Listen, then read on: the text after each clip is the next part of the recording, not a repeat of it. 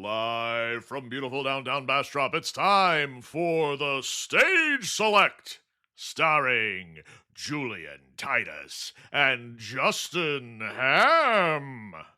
What could this possibly be? Seems a lot like a podcast. Wonder what specifically. Talking about video games. With your hosts, you're in good hands. Not more of the same. Now we'll jump right in. So expect the unexpected and more. Now we'll get grooving. Never know who's gonna walk through the door. There just might be some tragedy. It's just having fun with a special guest. Time for Stage Select. And here are your hosts, Julian, Titus, and Justin Ham. Welcome, one and all, to the Stage Select. I'm Julian Titus. That was a weird way to say that. And I'm Justin Ham. Hi. Julian, when was the last time that you drank a bottle of Coca-Cola? Has it been, or zero sugar or whatever you got to do? When was the last time that you did it, Julian? Actual, Coke brand? Yeah. Oh, so I had a Coke Zero last week at the movie theater. Okay. It has to be a bottle of Coke. Oh, bottle. Yeah. Has to be a bottle. Would have been probably last month before all of the, doctor shit, because I was definitely, Right. buying a lot more diet soda than what I was what I'm currently consuming. Well, stop everything, Julian, and buy yourself a bottle of Coca-Cola Classic. It's the world. It's not classic anymore. I always say that. It's just Coke. Buy yourself a bottle of Coke. It's the World Cup season, and Coke has a new promotion, and they have on on the label of every Coke bottle now, there is a sticker of a man from the World Cup. And it was very off-putting when I was drinking Coke, and I was all of a sudden just greeted by some random man staring back at me. I was like, what the fuck is going on? And then I had to read the label. That's what you want when you're enjoying a nice carbonated beverage. I was greeted by, what's the guy? Oh, man, the World Cup man. Yeah. Mr. World Cup. Hold on. Alfonso Davies. That's who it was. I tried to give Alfonso Davies to several people. They did not want him, and I was sad, so I took Alfonso Davies home. Now there are 12 we can collect. All right, there are 12 of them. It is my mission currently to collect them all. I had in my possession 3 of them, and then I lost one. It fell out of my pocket somewhere. I don't know where it went. So I have Alfonso Davies. He's from Team Canada. So that's good. It's funny because they shorten Canada to Can, obviously. But it's a bottle. But they put it in front of his name, so it just says Can Alfonso Davies, and I'm like, no, this is a bottle. It doesn't make any sense. Yeah. But you don't know if he can or not. I don't know if he can. But yeah. He's from the Canadian team. I have some other dude named Joshua. I don't remember his last name, but he's from, I don't know, I think Germany or something. Can't remember. But yeah, I had the man on that they display as the cover athlete, this is the example athlete of who you could get. I found him, and then I lost him outside while I had a cigarette, and he's gone forever. I went to look for him, and he was gone. Wait, hold on. Yeah. You just had the bottle outside. Mm-hmm. And then you lost. No. Not the bottle. I cut the label off. And I stuck the label in my pocket. And when I pulled, I had it in with my cigarettes, and I pulled it out, and it must have fell out somewhere, and the wind must have taken it. So somebody else has this other guy. I can't remember his name. But I'm trying to collect all 12 of the World Cup stickers now. You're playing right into their hands, Justin. What's that? You're playing right into their hands. Oh, I know. This is what they want. Well, Well, my initial this thing is what was Big Cola wants. Oh well, Big Cola's got my ass. I don't. My favorite bit of it was just me trying to give Alphonso Davies to Lonnie, because I was like, Lonnie, look, Alphonso Davies. This is everything you've ever wanted, and he was like, I don't know who that is, and I was like, it's Alphonso Davies, obviously, it says so right there, and then he was like, I don't want this man. It's like, no, you want this man. Look, Justin. What? We're 6 minutes in. We cannot have this many choices for the title of the show already. Alphonso Davies, he's killing it. But I also just wanted to stick, like, I now I'm just like exclusively drinking Coca-Cola at work because I need to A, get all of them, and B, if I get duplicates, I just want to stick them random places that don't make any sense. Sure. So that I can have Alphonso Davies, at my workstation, or, on the subway. I don't know. We don't have a subway here. We have a Subway sandwich shop. Maybe I can stick it there.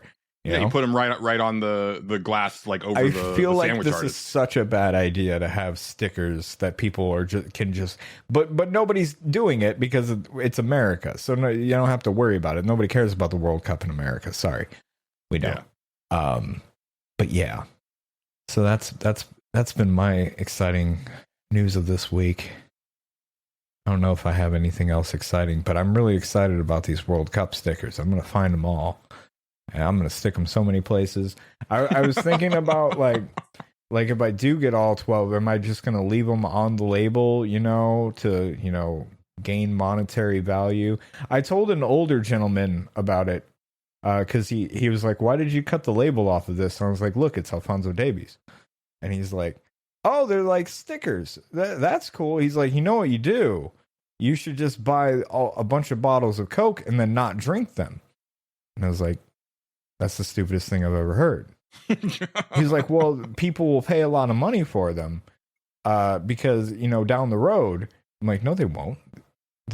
People want a bottle of Coke. I knew a guy who paid for a bottle of Crystal Pepsi from the original run of Crystal Pepsi. Sure. I can understand something like that. If something's going to be discontinued, absolutely. But he's talking from like the unopened pack of Pokemon cards angle. Right. I'm like, this is not that. They're not going to be worth anything. Like you might get, $2 out of this old bottle of Coke that's disgusting and gross now, but yeah, they were serious about that. But I was like, I have a garage now. I can stick them places in my garage. Nobody goes out. I have a freezer I can put them on. I didn't even think about that until now. We bought you gotta get some magnets for that freezer. Yeah, but these are stickers, so I have to. Well, but I mean that works too. But yeah, well, I can. What I can do is get like a magnet sheet, right, and put it up there, and I can cut it in the shape of Alphonso Davies, and then I can put it on the freezer or in the fridge, really. Yeah. Now we're thinking. I didn't even think about this before. I'm glad I brought this to everyone's attention. Just world of possibilities. Yeah, world of Alphonso Davies, really. Yeah. Yeah. He looked like he was having a good time. Well, that's good. Lonnie was offended that there was no indication that he was a soccer player other than because he was like, he's not even really playing soccer. I was like, you don't know that. He clearly looks like he's having a good time. He could be playing soccer. Seems like a fun game. They kick the ball with their feet. What a concept. Anyway, what have you been doing? Well, Justin, I'm also excited about Alphonso Davies. A development that I learned this week because my time has finally come. Okay, cool. Because I learned about the new trend. First, we had looks maxing, but now we have ballmaxxing, Justin. Ballmaxxing. Okay. Yes. Apparently, the new thing, the thing that the guys are doing because the ladies apparently like it is doing things to make their balls bigger. Because apparently big balls are in now. It's no longer about dick size. Oh. It's about ball size. Oh, okay. All right. So my time has come. Okay, good. This is Congratulations. It is the year of Julian. Like ladies like the dad bod. Also, I've got the dad bod and the big balls and just the average dick. Yeah. So this is Perfect. it is my time to shine. Killing it. I don't I'm have to happy inject for you. saline into my balls. They're just naturally decent size. I don't know. Is that the idea of putting the saline in there is to make them bigger? Yeah, apparently. Oh, yeah. I was thinking like get rid of the wrinkles somehow. I mean, it probably does that too. Yeah, like yeah, your they're probably smooth as eggs. Botox for the testicles, so to speak. Yeah, that sounds disturbing. Really, that doesn't sound like a good idea at all. Oh, no, it sounds like a terrible idea. Yeah, yeah. There's apparently some guy who's like big in the scene that says that his is like the size of a there's mango. a scene for this. Yeah, that's fun. Yeah. So, wonder if Alfonso Davies has anything to say about this. I mean, I'm sure he's like, I don't know. He probably just comes by it naturally. Yeah, he probably does. I mean, really. Yeah, he doesn't need saline. Yeah, probably doesn't. What are we doing? What are we doing? Yeah, no, it's. I don't think the kids are. Well, I think generally the kids are all right. I don't think a lot of the guys are all right. Yeah, no, that's about right. That's about right. Yeah. Oh, jeez. Fair enough.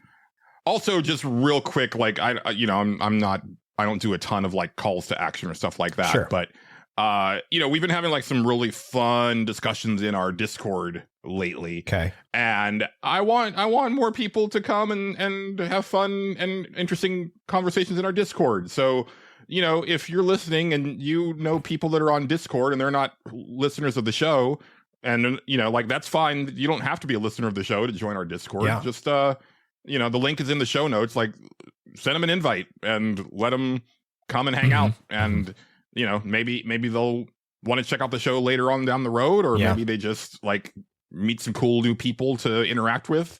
But it's a good time in there. I have a lot of fun. Like sometimes we get into like some really spirited debates on stuff. Right. Sometimes it's just a bunch of cutting wise and being silly. Sure. But yeah, so just a little PSA there that maybe someone who's looking for a fun, chill Discord. If you know Alfonso Davies, please invite him to the Discord. Sure. Yeah. And ask him about if he ball maxes. Here's your chance. You just got to get him in there first. We're in a weird spot for this week. Are we? Well, because I have like a lot of games. Yeah, I don't have really many. Actually, I don't have really any at all. I said many. So, we'll see how this goes, actually, because sure. Like the movie stuff, I have a really good way of cutting that up really nicely to where it's not like just one of us going for like ever. But the game stuff, we'll just run into it. Yeah, why not? This one is quick though. Sure. Because we've already talked about it quite a bit. I don't have a lot more to say. I did get the platinum trophy for Vampire Crawlers since the last time we recorded. Nice. I don't have all the trophies for Vampire Crawlers. I'm missing one, which is funny. That's weird. I don't know if this is the way that Vampire Survivors works on the PlayStation, but if you go look at the trophies on Vampire Crawlers, it's almost like DLC. You have the main Vampire Crawlers trophies, and then there's all of these like separate breakout things of like Gem Pack 1, Gem Pack 2, and like, stuff that's related to, I don't know, just random stuff. It's a weird way of them doing it. So I was very confused because I was like, okay, at a certain point, I was like, okay, I only have X number of trophies left. And then I guess I get the platinum. And then the platinum popped and I was like, wait, but I didn't do this last thing. And then I looked, I was like, oh no, okay, yeah, I'm missing one trophy, but it's a separate category from the main game. Yeah.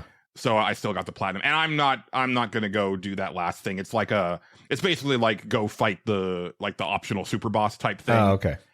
And the thing is, Justin, that final run, maybe I'm wrong. To me, it feels like there's a very specific thing that you have to do in order to make it to that final run. Okay.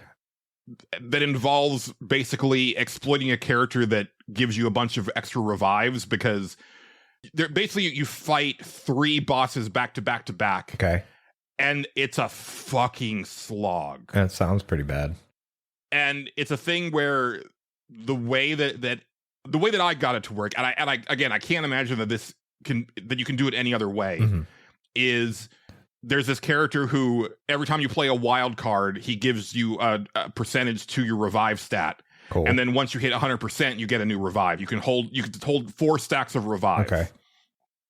So I had it to where I had turned so many cards wild that I was just fully stacked on revives. But then these bosses were like killing me so often that I would then have to build back the revives. And so I think I probably died and revived like 7 or 8 times in the course of these final battles. Right. And I don't know how else you could do that. I mean, and maybe you would have a different way because you kind of understand like the way the cards work better than I do, and so maybe you would come up with a different strategy. I would have to get to that point in the game, but I kind of haven't picked it up since last time we talked about it. So yeah, it's cool, but I was just it was like one of those things where it was literally after we recorded last week, so. It was one of those things where I'd been going for a while and I was like, I'm ready to be done, please. Yeah. But it was like, oh, this seems to be the end. And then just kept going and kept going and kept going. Yeah. And I was like, I would like to be done, please. Yeah. It's like 1:30 in the morning and I'm like, it's still going. The runs are really long in that game. Yeah. They are. Yeah. Yeah. I'm not a big fan of that. The final feeling is that I really enjoyed it. When they add stuff to it, I'll definitely hop back in and check it out. I'm not as excited to hop back into it as I was with Vampire Survivors because at the end of the day, I just like Vampire Survivors more. I do too. I respect the hell out of Vampire Crawlers. Yeah, I think it's a decent little game for what it is. Honestly, yeah, it is, and there were definitely moments where it hit those Vampire Survivors highs where I was like, oh, this is all I want to do this evening. Right. Like, I don't even want to look at another game right now. But I still feel that like there's not as much variety in building a deck as I would have expected it to. Yeah. Because I'm not good at deck building. And so when I'm able to just kind of like annihilate things because like everything just clicks into place, I do feel that probably is an indicator that it's too breezy for someone who does like really get into that type of genre. Yeah, which maybe that's the point, right? Like maybe it is supposed to be like the accessible. That's what it felt like. It felt like a roguelite deck builder for people that like never really they like the concept, like they like the idea of it, but like none of them ever really clicked. I'm like Balatro clicks for a lot of people because it's poker. It's a game that they know, or at least know the concept of. So that's why that game kind of took off the way it did for a deck builder. Whereas this one is like, they wanted to keep that kind of level of simplicity in something that because if you played Vampire Survivors, then you're trying this, you kind of know what that stuff's all about. So you kind of get the idea of it, but also it is a little simplistic in its own way. But that's not necessarily a bad thing because it's very easy to learn. Yes, you know what I mean. But yeah, it doesn't quite hit like the really good roguelike deck builder status to me. Like at least not from what I've played. Maybe down the road it gets a lot crazier, but I don't know. But like something like Slay the Spire, for example, like Slay the Spire is not like my favorite game in the world or anything like that. But every time I've played it, I've always been like, oh yeah, like sometimes in a roguelite deck builder, especially, you'll like see a card and be like, oh, I didn't know that was a thing. That's a build I could go for down the road. Right now, I don't need it, but like maybe next time I can think of that and try to plan for it or something like that. Where this one is just kind of like, no, you're just kind of doing this. This is what your character does, and this is what you're gonna do. So yeah. Or like I really love that first act of Inscription, right? Like, the first act's great. Yeah, like I think because I had trouble wrapping my head around the card game initially, but then as I got deeper into that first act, like things started to click into place, and I was like, oh, I love this actually. Yeah. And then when you get into the next acts where they start to shake up the rules, I was like, oh man, you had me, and everybody you really lost me. You know what's funny is everybody doesn't really like that second act, and I actually like the second act a lot, because it reminds me more of like a CCG. It becomes very like, no, you can pretty much get every card and build the deck however you want it. And I was like, oh, that's actually pretty dope. I actually am kind of into that. That was kind of my shit. But it's very limited in its appeal.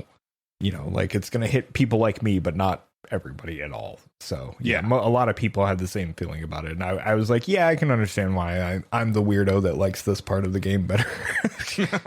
Yeah. Oh, I think if my memory serves, also it was not just like the change of the rules for me, but it was also like the change in presentation. Oh yeah, like I really like the look of that first act. Oh yeah, very much so. Yeah.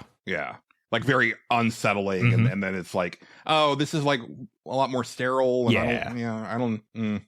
Yeah.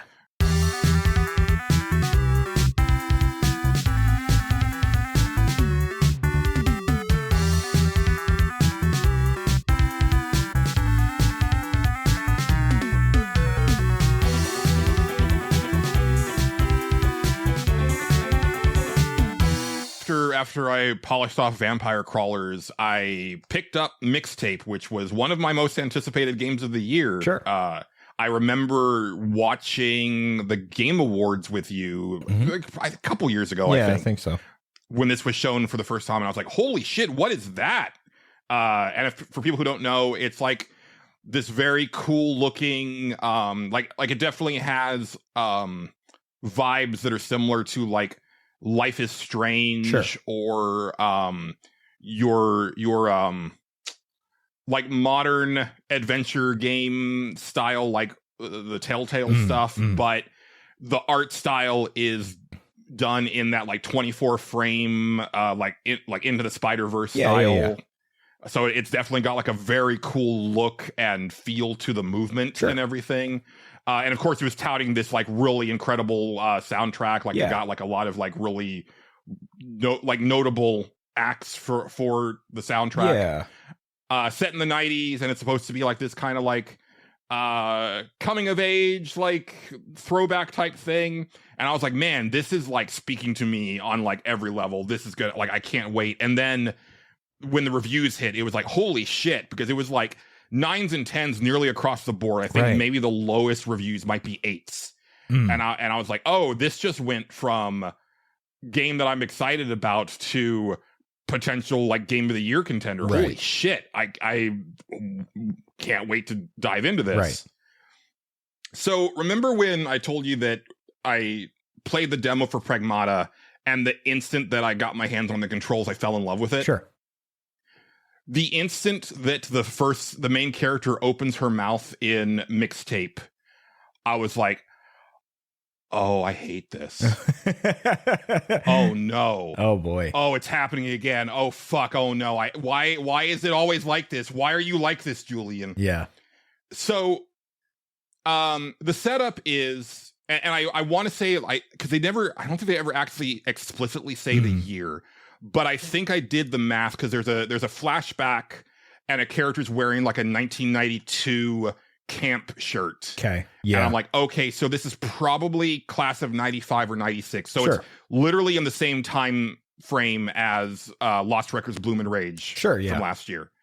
The main character is Stacey Rockford, but everybody just calls her Rockford. And like her whole thing is that like she fucking loves music. Like it is the way that she views the world. She always has her like her Discman on her hip with her headphones on. Like she kind of can't do anything without. Okay, it's a Discman. Well, it's not branded, but she's CD using player. CDs. Okay, that's important, because that was not super. If we're tracking down the year, that it would have been kind of set in Yeah, because I had one when I was in junior year, so that would have been like 97. I was gonna say I was in like 7th grade when those. When did portable CD players come out? November 1980. That's not right.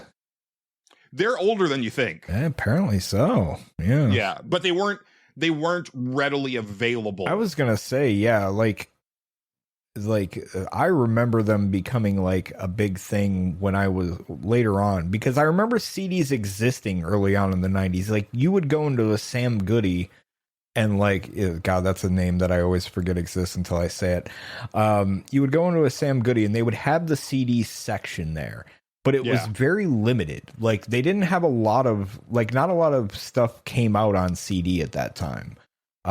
Because it remember the old CD packaging where it was like the long boxes. Yeah. And then, but like everything was on cassette at that point. Like it was a big wall of cassettes, and then like you eventually that it switched over once CD player technology wasn't like for rich people, essentially. Like and there's definitely like a lot of weirdness to this overall game, as far as like the setting goes, that is very glaring for someone who actually was there. Mm-hmm. So I was like, yeah, I can get with her having a Discman, like, because like that, you know, because like this is like suburban America, and sure, like it's clear that like they're all kind of loaded. Okay, fair. Or like 90s loaded, right? They have money, yeah, but she's burning discs, which that was very much not a thing of that era. Was definitely not the 90s then. Yeah. No way. Yeah. So there, and there's a part where she has like a digital camera, and it's like digital cameras were a thing then. I used them in photography, but they were the type of digital cameras where you still had film. Mm-hmm. I don't know, the camera that you use in this one, it's like that doesn't seem quite right. Like it just seems like a thing where they needed you to be able to see the pictures right away, which is like not really a thing that those were doing. I don't know. But I'm getting into the weeds already. Sure, yeah. So the thing that she first says is she kind of just looks at you like she breaks the fourth wall all the time. She does like the Zach from Saved by the Bell type thing all the time. Which, okay, that's fine. Like I don't mind that trope. It's what she says when she breaks the fourth wall that I can't fucking stand. And the first thing out of her mouth is basically just like reading off the Wikipedia description of the compact disc. Nice. And I'm just like, okay. I don't like that. Now, let me.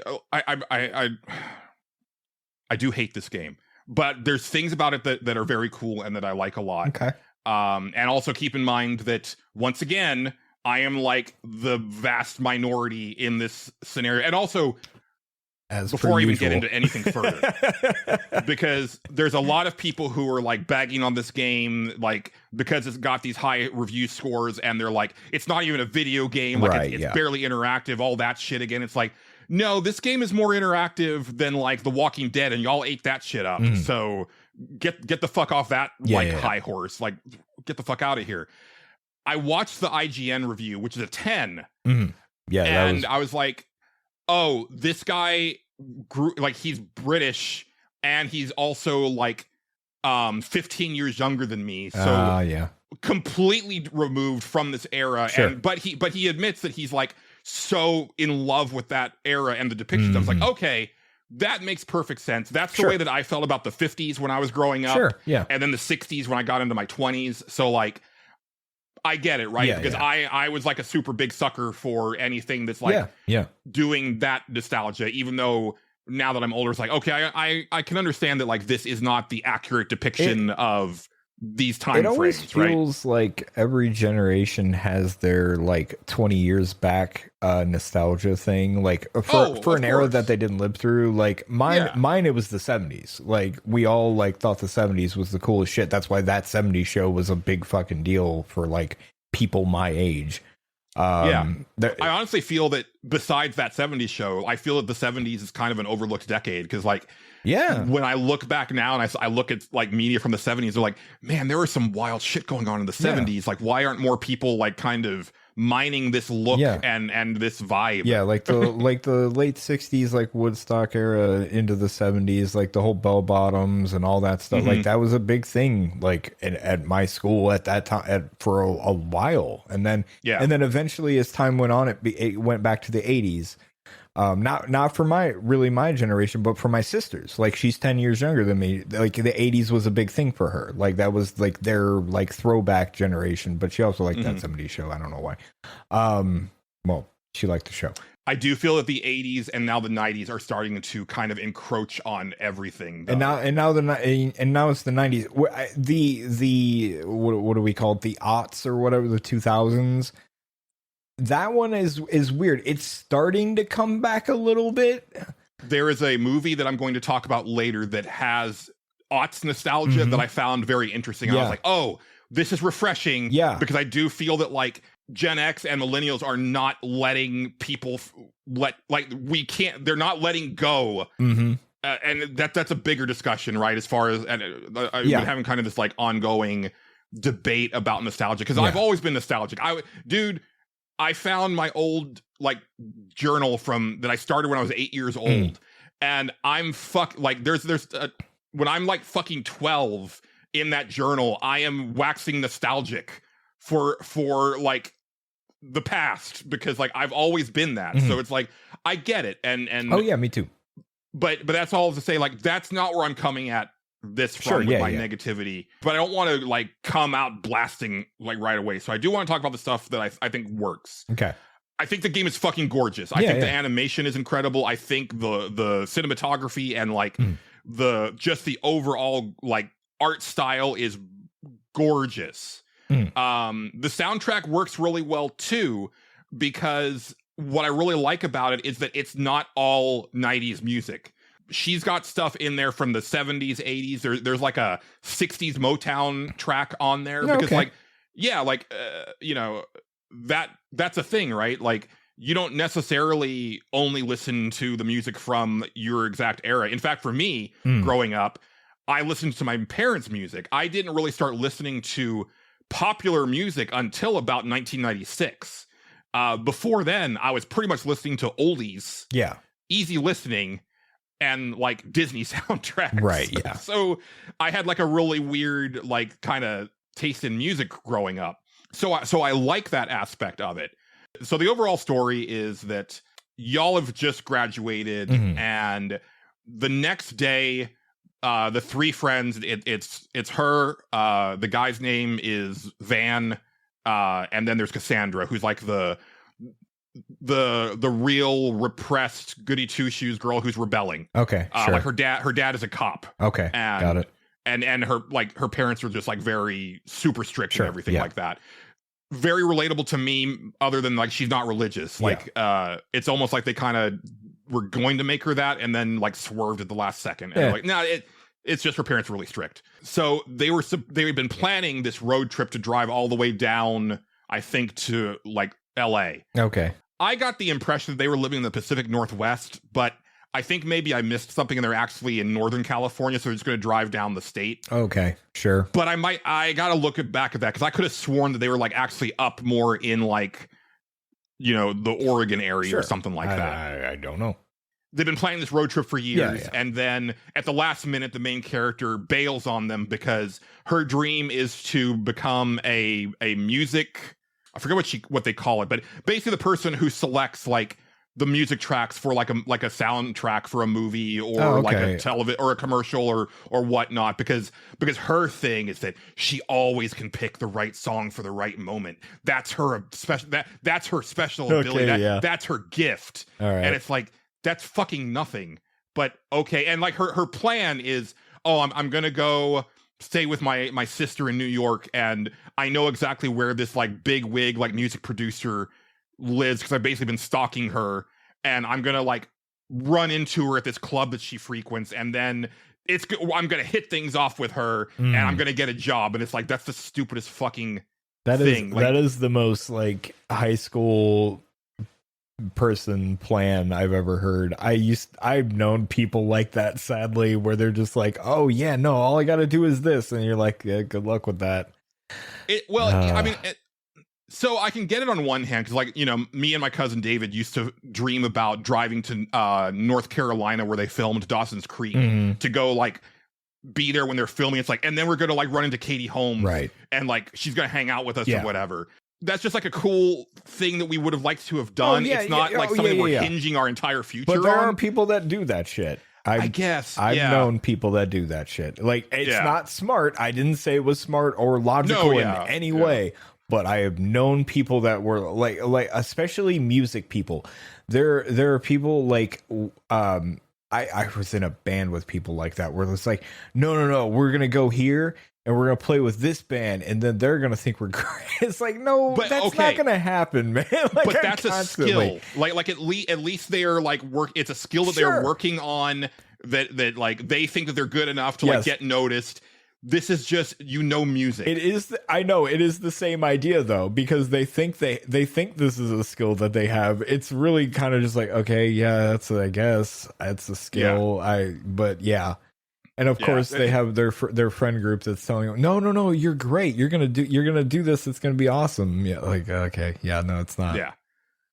So that's like basically the big like conflict is that especially Cassandra, she feels very betrayed, and she will always take the opportunity to jab at Stacy about her bailing.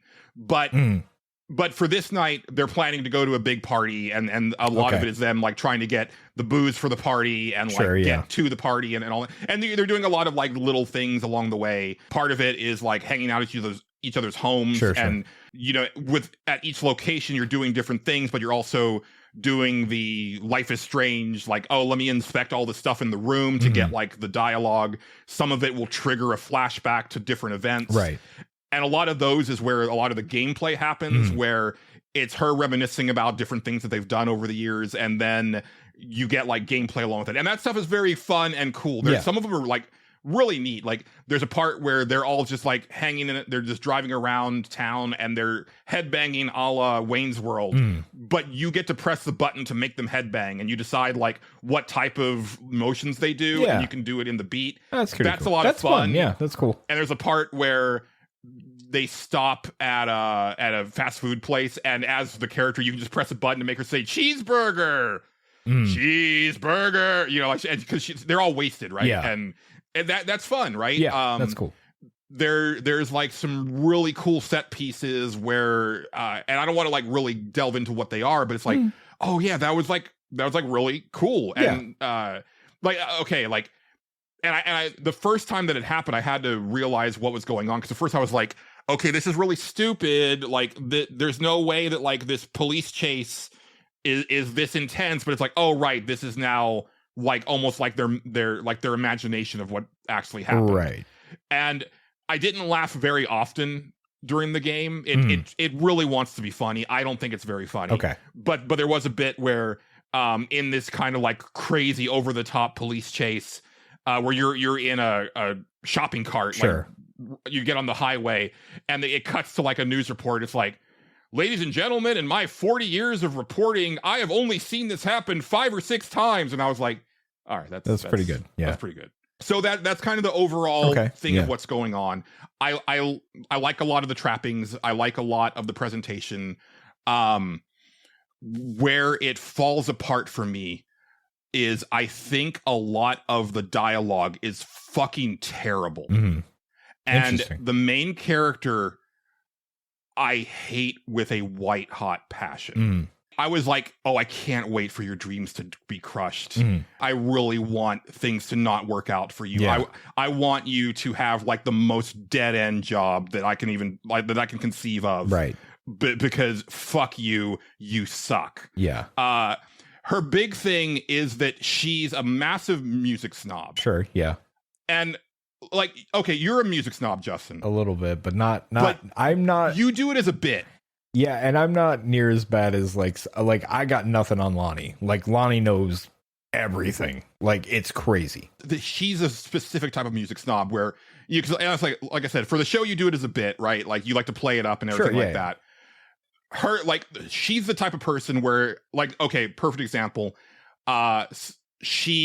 Someone talks about this movie and she's like, oh man, did you check out the score? The score is so incredible for that movie. She's like, yeah, I wasn't really paying attention to that. I was kind of just, watching the movie. And she's like, I know everything I need to know about you. And so that's the reason why she hates this person. Okay. Is because she didn't pay attention to the score in a movie. That's the type of person this character is. Okay, yeah. And oh God, okay. And the moment, I mean, there were plenty of moments, but this was like kind of where it was like, oh, I'm gonna see if this works, Justin. Okay. Because I took I did basically like a upload from the game. Oh boy. And I saved it to my phone. I'm gonna try to play this for you and see if you can hear it. Okay. This might be an edit point where if this doesn't work. Okay. But sure. This was like the moment where I was like when this happened, I was like, this is what I need to tell Justin. Okay. And I don't know if you're going to feel the same way. So it Sure. could be that you're like, oh, that's actually kind of funny. Okay. But I'm let's down. see. And Let's hear hopefully you can hear this. You ever think about buying a motorcycle and just going wherever the road takes you? I hate motorcycles. Sure, but like a car or whatever. No, I don't think you understand my stance on bikes. I want to make this clear. Tell me all about it. It's not just that motorcycles aren't for me, okay? Bikes suck on a philosophical level. The loud ones, anyway. Why? Bikes are hot. No, they're not. They're lame. It's all about the privilege of loudness. Okay. Loudness is earned. You're a singer on stage or a politician or someone. There's a situational awareness to loudness. There's circumstance to it because loudness is a rare and precious commodity. Right? Right. Not everyone gets to be loud. You gotta earn it. But motorcycles, they buy loudness and thus they suck.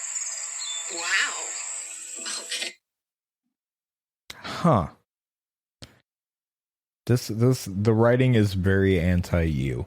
It is very pretentious, just in that one little bit. It's that, and okay, so my issue there is like that's the way she is all the time. She's like this super gatekeeper of like everything. Yeah. Like, and she definitely has that sense of like, I know better. Period. Yeah.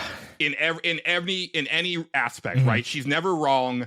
Her opinion cannot be assailed, right? Would never budge on anything, but because she is capital R right. And so that's one of the things that I hate about her. And then and also the dialogue. But the other thing that I hate about the dialogue is a lot of times, and I intend this to sound as harsh as it does. Have you ever seen those AI slop videos where it's like the kid's like, oh man, we're here in 1994. It's great back here. And it's like those like nostalgia bait like AI videos where they're talking about like how great it used to be. And it's like, we couldn't wait to get our hand on or a turn on the Nintendo. And we used to like stay up, with a Blockbuster Video and drink Coca-Cola and blah, blah, blah. And like just list off all of this stuff. I've never seen this, but I believe you that it exists. And I'm kind of happy I haven't seen it because that sounds awful. You should fucking be ecstatic that you've never seen one of these. I heard in 2025 people meet their partners through apps. We used to meet ours at the mall food court. Welcome to the 90s. This was our group chat, sitting on the porch, sharing secrets until the streetlights came on. Welcome to the 90s. Every Friday night was a ritual pizza, Blockbuster, and whoever got there first picked the movie. Welcome to the 90s. I heard in 2025 you just send a heart emoji. We used to spend hours making the perfect mixtape. Welcome to the 90s. Back then, if you liked someone, you called their house and prayed their dad didn't pick up. Welcome to the 90s. Who's that? We didn't post our feelings. We wrote them in folded notes and passed them during class. Welcome to the 90s. That's what a lot of the writing in Mixtape is, where it's just like character turn to the screen. Hey, let me tell you about this thing from the 90s that really smacks of like, I didn't actually experience this. I just read it on Wikipedia, and here's what I learned. It's like Hideo Kojima, but less interesting. It's like, I just learned about this crazy weapon and I want to tell you all about it. But I'll do it within dialogue of these characters. It's fine. It's fun. This, it's what it reminds me of anyway. Yeah. So that's it at its worst. And then at its best, I think it's like watching a really cringy one-man show. Yeah, that's kind of the vibe I'm getting from it. Is super self-indulgent, and it's like, this is the stuff that was important to me, and it's like, yeah, dude, that's the same stuff that everybody dealt with. You're not special, but you're acting like no, but I was different. Yeah, it was different for it. It meant more for me.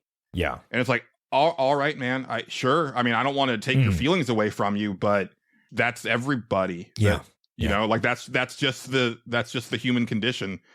One complaint that I have about the music is that, well, two complaints. One is that, like, because she's a music snob, it is very much like this very like pretentious eclectic mix where it's like, okay, like there like there's some stuff where it's like, okay, that, you know, it's okay, Smashing Pumpkins, okay, you know, Devo, all right, that's like some stuff. And you know, to be fair, I'm like a very basic bitch when it comes to music, so I'm not going to get like some of the more eclectic stuff that they picked. Yeah. But there's a moment, and it's a very cool moment. Like, the whole presentation is awesome, but it has the touch by Stan Bush from the Transformers soundtrack. And it's like, okay, that feels laser targeted at my 46-year-old ass, but for a 16-year-old girl in the 90s, that is not a thing. Right. Because even like, my peers, like the other boys that I would hang out with at high school, they didn't know that music. They didn't have any affinity for that soundtrack because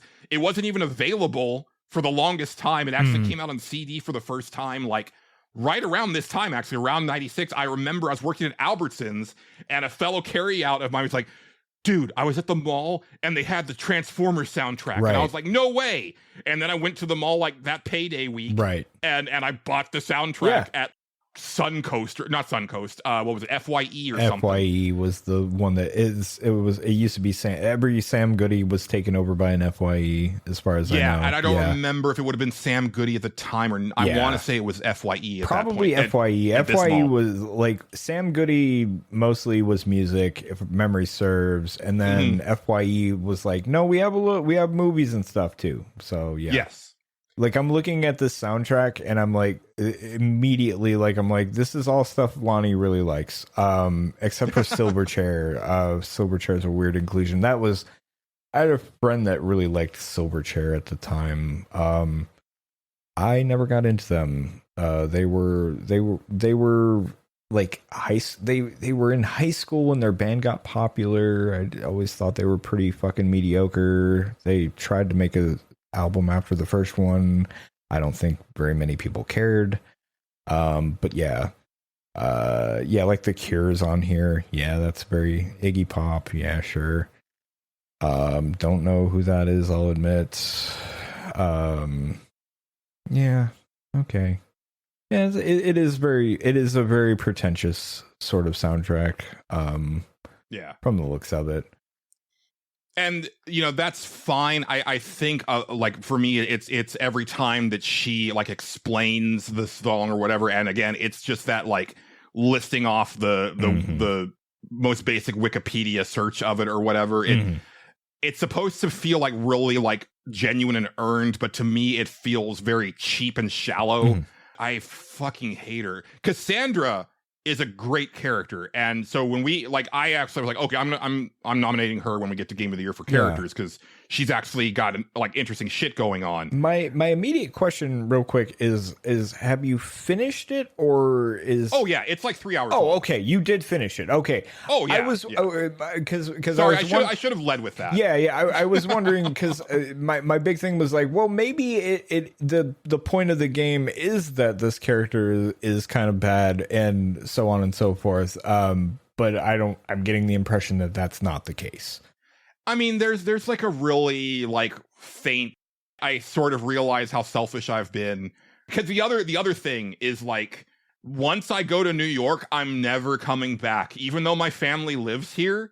Yeah. Like, you're never gonna see me again, and it's like this is like the end of our. We had this great run in high school, but like y'all are like, we will never be in touch ever again, and it's like. What? Like, no, you're fucking like suburban small town kids. Like, you're absolutely going to end up back home, at least to like visit folks. So like, you're absolutely going to see each other again. But like, everything is like treated like the end of the world. And that is the other thing, right? Is a lot of the writing it does not feel genuine to. These are believable teenagers of the time. Mm-hmm. A lot of it smacks of someone in their 40s writing about what it was like to be a teenager in this time, but it's coming through these characters where they're like way too introspective for like about life in general, and it's like, yeah, I don't know, man, that doesn't sound right. But then you have like fun stuff where like as the dude, you have to like go into the video store and like pick up 3 movies while you're like high as a kite. Okay. And you're just like stumbling around, and like that's fun, right? Yeah. Like there's fun stuff in there, but just some of, in my opinion, the worst dialogue that I've heard in a game like this. And one of the worst characters, like, she's so selfish and up her own ass, and just a shitty friend. I've met people that kind of like them, normally in line for concerts, and they are generally insufferable. Mm-hmm. I like that kind of music snob where and they have very high opinions of certain things, and so, and it's like, I generally love when people are super passionate about something, and I love listening to people being passionate about things, even if I'm not necessarily into that thing. Mm-hmm. It's one of the reasons why I like podcasting. But her thing is also like, this is my entire world, right? Mm-hmm. This is my identity. I don't have anything else. I cannot speak to anything else. Right. It is just music. Sort of like the way that, like, we've talked about this with like the world tour mode in Street Fighter 6, where it's like everybody is about street fighting. Right. The entire society is built around the Street Fighter tournament. Mm-hmm. Or a Pokemon game, right? Where it's like, no one can talk about anything but raising or training Pokemon. Oh, that's what they do. Yeah. Yeah. So it's very much like that type of thing. Yeah. Interesting. Yeah, I'm fat. I wonder if some of the reviews are maybe based on it, like being 3 hours, and like maybe the highs outweigh the lows, and maybe it's like it doesn't outstay its welcome to some degree, like if it went on longer, at some point somebody would be like, okay, this is just kind of lame now. And so like the IGN reviewer, like, again, his whole thing was like, oh, I'm like super like into like depictions of this era, if and since I have no frame of reference for it personally, because not only am I like 15 years too late, but I'm also across the world from it. I've just experienced it from the lens of media. Like, and I was like, okay, that makes sense. That does. The thing that almost gave me an aneurysm was when he was like, when he specifically said, I love the way that the dialogue is written and the way the characters are presented, because I really disliked the way that the characters in like the Life is Strange games are written, and like it just doesn't feel authentic in those games. And I'm just like, fucking what? Yeah. Like what? Yeah. Like, to be fair, the Life is Strange games does have its fair share of like kind of cringy hello fellow teens type of dialogue. Sure. Yeah. But that's more from someone that's older trying to write a teenager, where I think this is more, they're not even like trying to write a teenager. It's like, no, this is just like a 40-year-old person that is speaking through the voice box of a teenager. The one-man show comparison, just from that little clip that you played, I was like, oh yeah, I can see it. Where it's almost like stand-up comedy, but not funny. I've developed all these opinions about things. I need an outlet to put them, and I have a few ideas. Maybe I need in order to tell these stories and spout these opinions, I need a few characters that, you know, are there for, you know, storytelling purposes, blah, blah, blah. So, you know, I make those. I'll base this one on a friend I have, and this one off of another friend I had, and all this other stuff. And here we are, you know. Yeah. That's kind of what it seems like. Interesting. Yeah, I'm fascinated by it. What I kept going back to is Lost Records, Bloom and Rage, for the issues that I may have with like the way the story plays out because of like the fact that you have so much input into it. And that's the other thing, is that you have no input into any of these conversations in Mixtape. It is what it is. It's really like playing a 3-hour movie that has like some fun like gameplay bits. Sure, yeah. And again, that's not a knock on it. It's just that you don't get to craft the character at all, right? Like she is who she is. Which is kind of the impression I got from it was going to be that kind of game. Me too. Yeah, so that's interesting. But as far as nailing the era, Lost Records runs circles around this game. Yeah. Because Lost Records felt like, oh, I'm back. Yeah. I'm literally back in the 90s. Crucially, because I think I know I keep talking about it, but it fucking nails it. Fucking totally killer. Yeah, no, yeah. The way that it handles its setting, where it definitely makes fun of the 80s and it shines a spotlight on it, but the actual 80s setting is very authentic, and also it's not like, hey kids, remember the 80s? Like it's really more just like the set dressing for this wacky time travel slasher flick. The movie's great. Yeah. I like that more than the, hey, remember X time period? And that is so much Mixtape where, and again, interesting. Especially when it gets stuff just like blatantly wrong. Like there's a part where and for it being called Mixtape, it is funny that it's all CD based. The only time that you're dealing with a cassette tape is she picks up a mixtape that she has and she's like, oh, I've got to rewind it.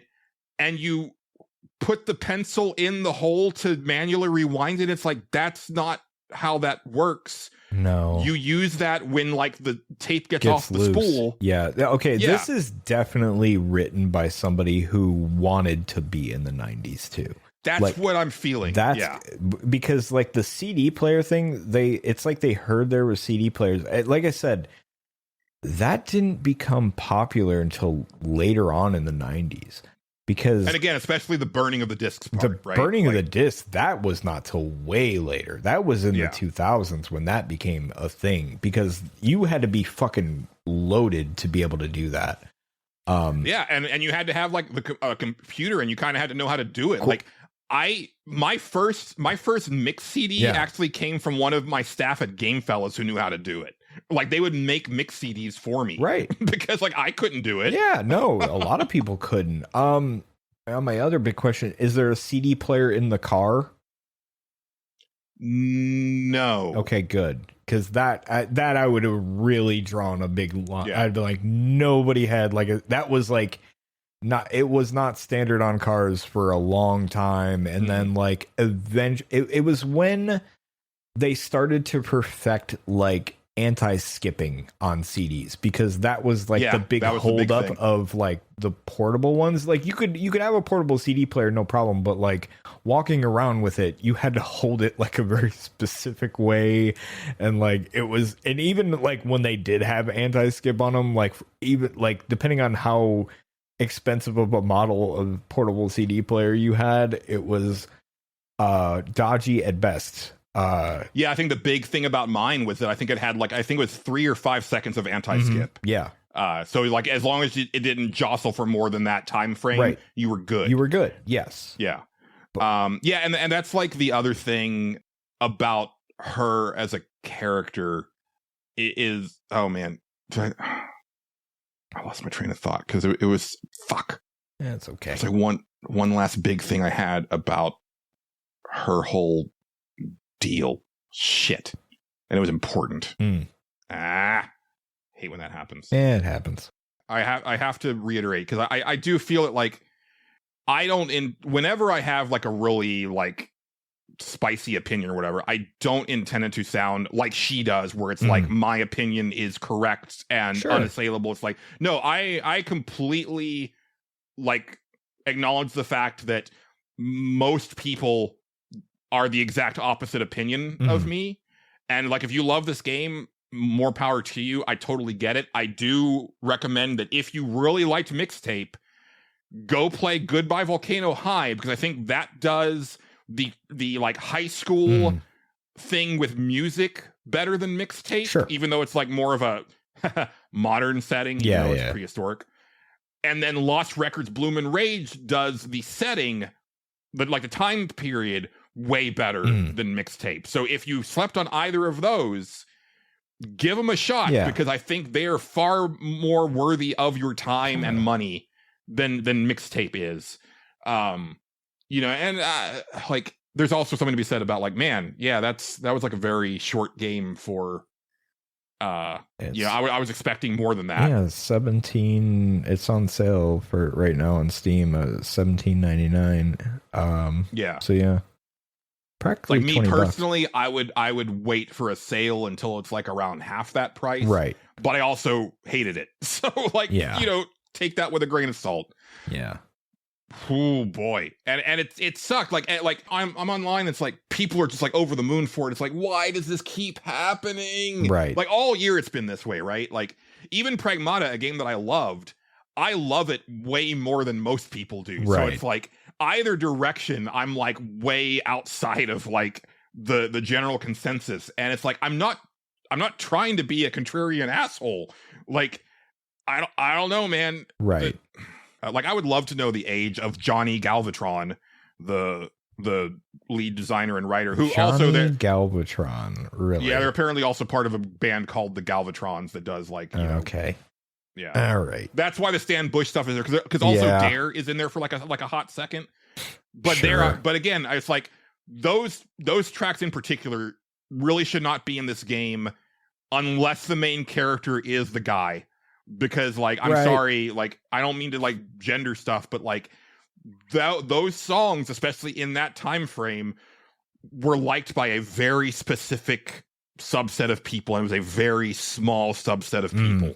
It wasn't until later that those songs got bigger, right? With like more nostalgia, and as like people started to revisit that movie as like, oh shit, is this actually like one of the best animated movies of the decade? Like, that type of shit. Or it's also featured in Boogie Nights randomly, like, which is always weird. Like, it's a song that Mark Wahlberg's character sings like when he's trying to get his music career off the ground. It's like very strange. And then also it starts getting included in more stuff like Saints Row. It's in there and stuff like that. So but that was after that was like years after the fact. Like in the moment, not a thing that anybody, especially a high school girls, gonna know. I would dare say, especially a music snob would be interested in. Yeah, that's the other thing, right? It's like I also feel like she would hate those songs. Yeah, like it's weird. Although to be fair, they're not on the actual mixtape that she made. Those are separate things that happen. Like there's more music than just what's on the mix. That's the thing that I want to talk about. There you go. Her big thing through the whole thing is my mixtape is ruined. Like the soundtrack, because I planned this soundtrack for the night. Like these songs are supposed to play at these specific times at the evening, and it's like, go fuck yourself. Yeah. Like, do you not see what just happened to your friend? Like, who cares about your fucking mix CD? Yeah. And it's like, that's the type of person she is. And it's like, I just can't with you. Right. Like, you don't deserve your friends. Yeah. So you're not completely alone here. It seems like that's a big thing in the user opinion, at least like what I'm looking at on Steam. I was just curious, so I scrolled down to like the reviews of it. But here's the thing: is that like it's hard because again, there's also this element of people who are like, oh, this is like some sort of like woke DEI stuff that's being pushed. I do know that, but these are actually fairly balanced on here. Like the first one's a negative review, and it's kind of in that realm. but mostly they're to summarize the top Steam review here. It's like it's a negative review, but it's like their big thing is like, I don't know why this needed to be a game. It's probably better as a movie. And I'm like, okay, yeah, I get it. I disagree with that. Okay. Because I do feel that like that's one of the things that I love about modern video games is that blending of gameplay with with narrative. And I don't think that, especially with me disliking the character as much as I do, it would do absolutely nothing for me if I was just watching it. Right. Being able to play those parts elevates it in a way that I think makes it more special than what it is. But yeah, but like the positive reviews on here, like the next one down is just like, they're like, yeah, it's not a 10 out of 10 game. I liked it, but it was like, you know, maybe like a 6. It was a nice niche little game I played, and it was fine because it was only 3 hours. A lot of it's like very bad. It's like, it's not a 10 out of 10. Like that's the thing I keep reading is like, it's not a 10 out of 10, but I liked it. Like are most of the positive reviews on here. Like they're so, but again, I think a lot of those are in response to the fact that it did get so many 10s out of 10s. It's like, people are like, oh, it can't be a 10 out of 10. Yeah. And so then it's that type of thing. Yeah.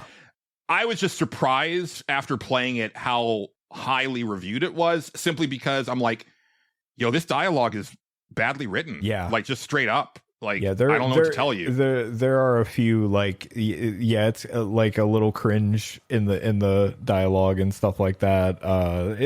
These are fascinating to go through. But yeah, and I still would like you to play it. I was just gonna say, it's funny because we're talking about this and I'm kind of like, actually, I'm kind of more interested in playing it now, weirdly enough, because like I was like, I don't really care about that game, and now I'm like, okay, now that I know it's 3 hours, I'm kind of fascinated where I will land on this, so I might actually fire this up at some point. And as a music snob, I think that you'll dig the music elements of it as far as like the presentations of it more. Like when songs came on that I was familiar with, they hit pretty well. Like especially that like Motown song where I was like, actually, I'll talk about it when we get into movies, but it was coming off of a weekend where I was very emotionally fragile because of thinking about my mom. Sure. And that was one of those things where it's like, oh shit, I wasn't prepared for this, right? And it's like, okay, I know Portishead because like Mark at Gamefellas gave me a burned Portishead CD because he liked them.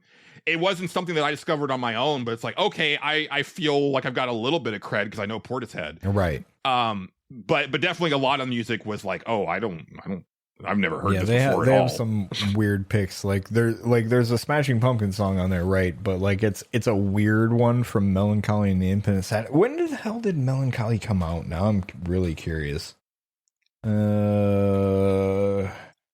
Because like the consensus is that, like what you said, it's in 1995. I guess at 1995, so it would have been, I guess, brand new when it came out. But Love's an interesting pick from that. I'm trying to remember what side of that one it was on. It's going to be that was like a double CD. I'll be honest with you. I that's an album I've listened to multiple times. I cannot remember that song at all. So interesting. Well, maybe it'll jog your memory when it. Probably. It's one of those kind of albums where when I hear it, I'm like, oh right, yeah, okay, this one. But yeah, interesting for sure. And there's some cool stuff in there to see. Like I tried to dance around like the fun like set piece moments because I think that they should be experienced, and I don't want to spoil those for people. Like even the part when the touch plays, like even though like as it was happening, I was like, this feels very cheap and manipulative because like this is so much like a mid 40s dude type of song. But the actual thing that you're doing and like the presentation of what you're doing is fucking rad. Right. So like there's good stuff in there. It's just, man, because it is so character focused and so like dialogue focused, it's like, man, massive swing and a miss for me. Like, holy shit. Yeah. But that is Mixtape. Again, don't take my word for it. Like, if it looks interesting to you, by all means, go check it out. They also made the Artful Escape interesting. Oh yeah, I forgot to mention that. Yeah. And I think the Artful Escape is better at doing cool stuff with music than this. Yeah. I remember kind of playing that game. You weren't as high on Artful Escape as I was. Yeah, I didn't think it was super great. It was fine. Yeah. Interesting. Okay. I'm fascinated. I had to look this guy up because I was just fascinated by the name Johnny Galvatron. Does it have his age? That's what I was trying to find out. IMDb. Let's see if he has. If he's over 40, I'll be fucking shocked. It's not really telling us. I don't know. He made the Artful Escape. That's all I know.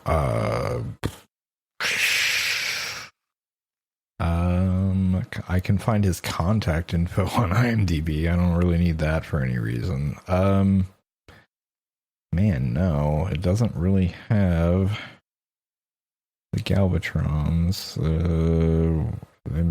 They were making music in 2007, 2008, so they're older. I would say that's probably not really finding this guy's age at all. Yeah, let's type in age. If they're a band in 2007, they could be around my age, or he could be around my age. Yeah, that's what I'm kind of implying, or mine. Not publicly documented, so we don't know.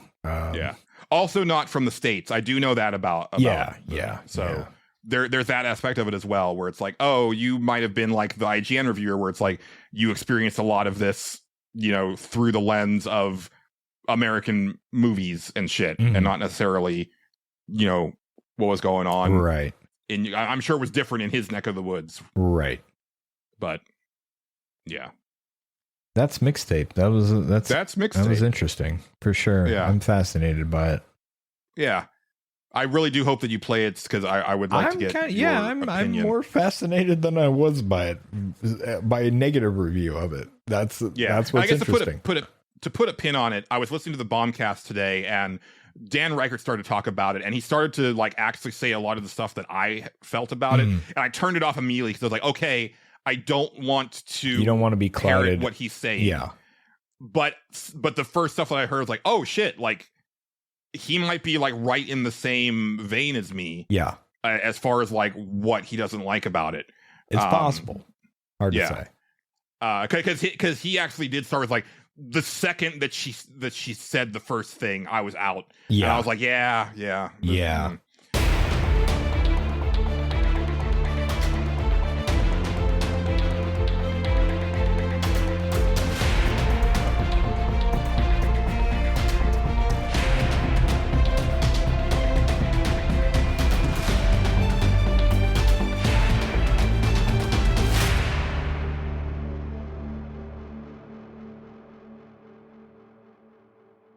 The Stage Select is made possible through the support and funding of viewers like you. Here are our wonderful patrons.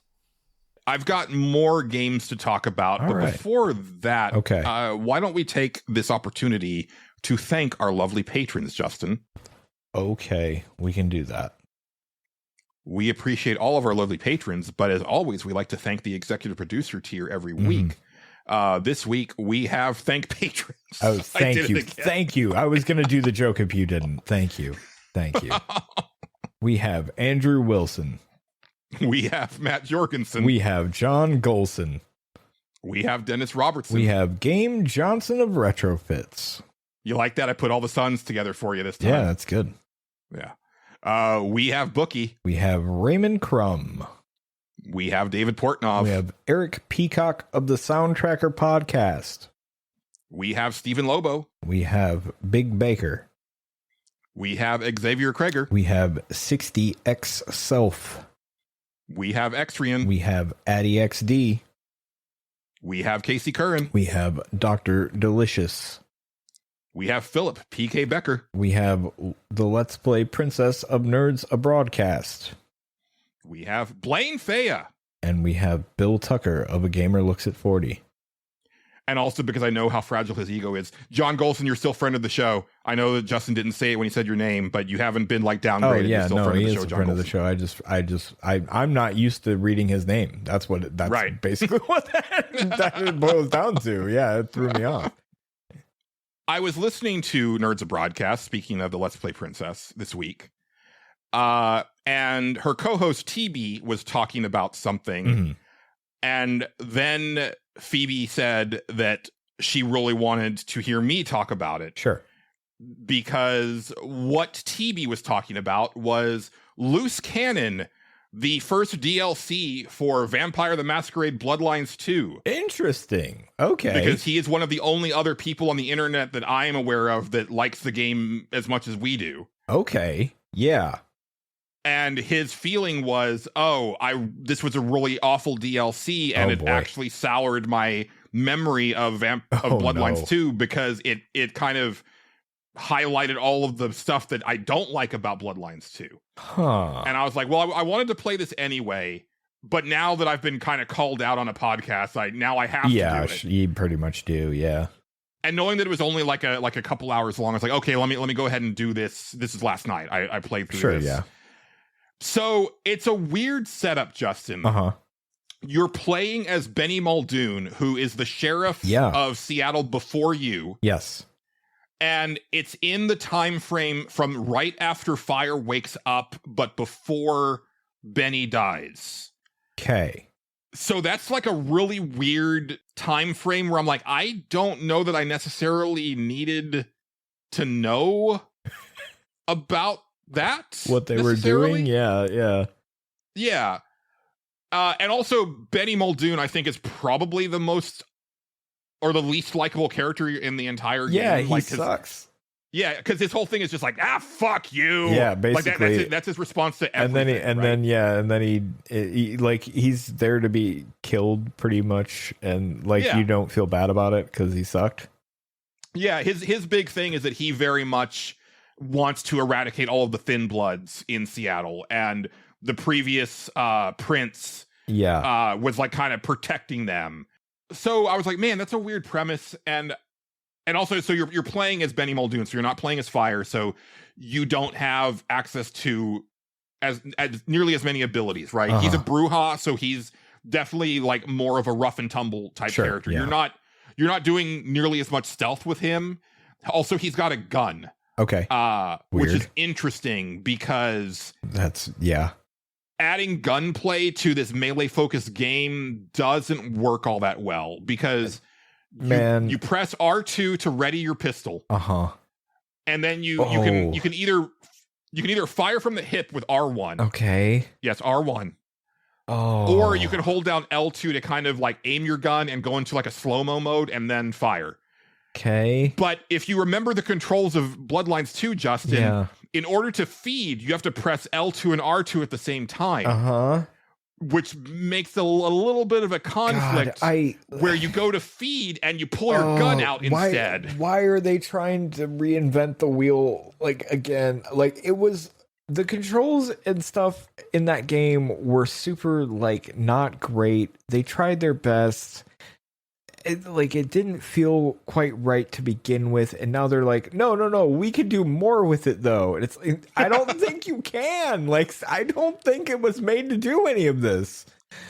Yeah, and I think that was TB's big thing is that he didn't click with the combat. Now remember, I clicked with the combat in a big way. Yeah. This DLC really throws you in, and it took me a while to get my sea legs back. Right. But once I did, I was like, oh, I'm back. Okay. Oh shit. Sure. No, this is still fucking good. Yeah. He plays very differently from Fire, which I do appreciate. That's fine. Yeah. Yeah. But also his traversal isn't as good as Fire, and that's super annoying because just getting around the city doesn't feel nearly as good. Yeah. But the vibes are still there. Okay. As soon as I stepped out onto the streets of Seattle, I was like, oh, we're back, baby. Yeah. And I talked about this last year. I was like, not enough is said about the soundtrack of Bloodlines 2, in my opinion.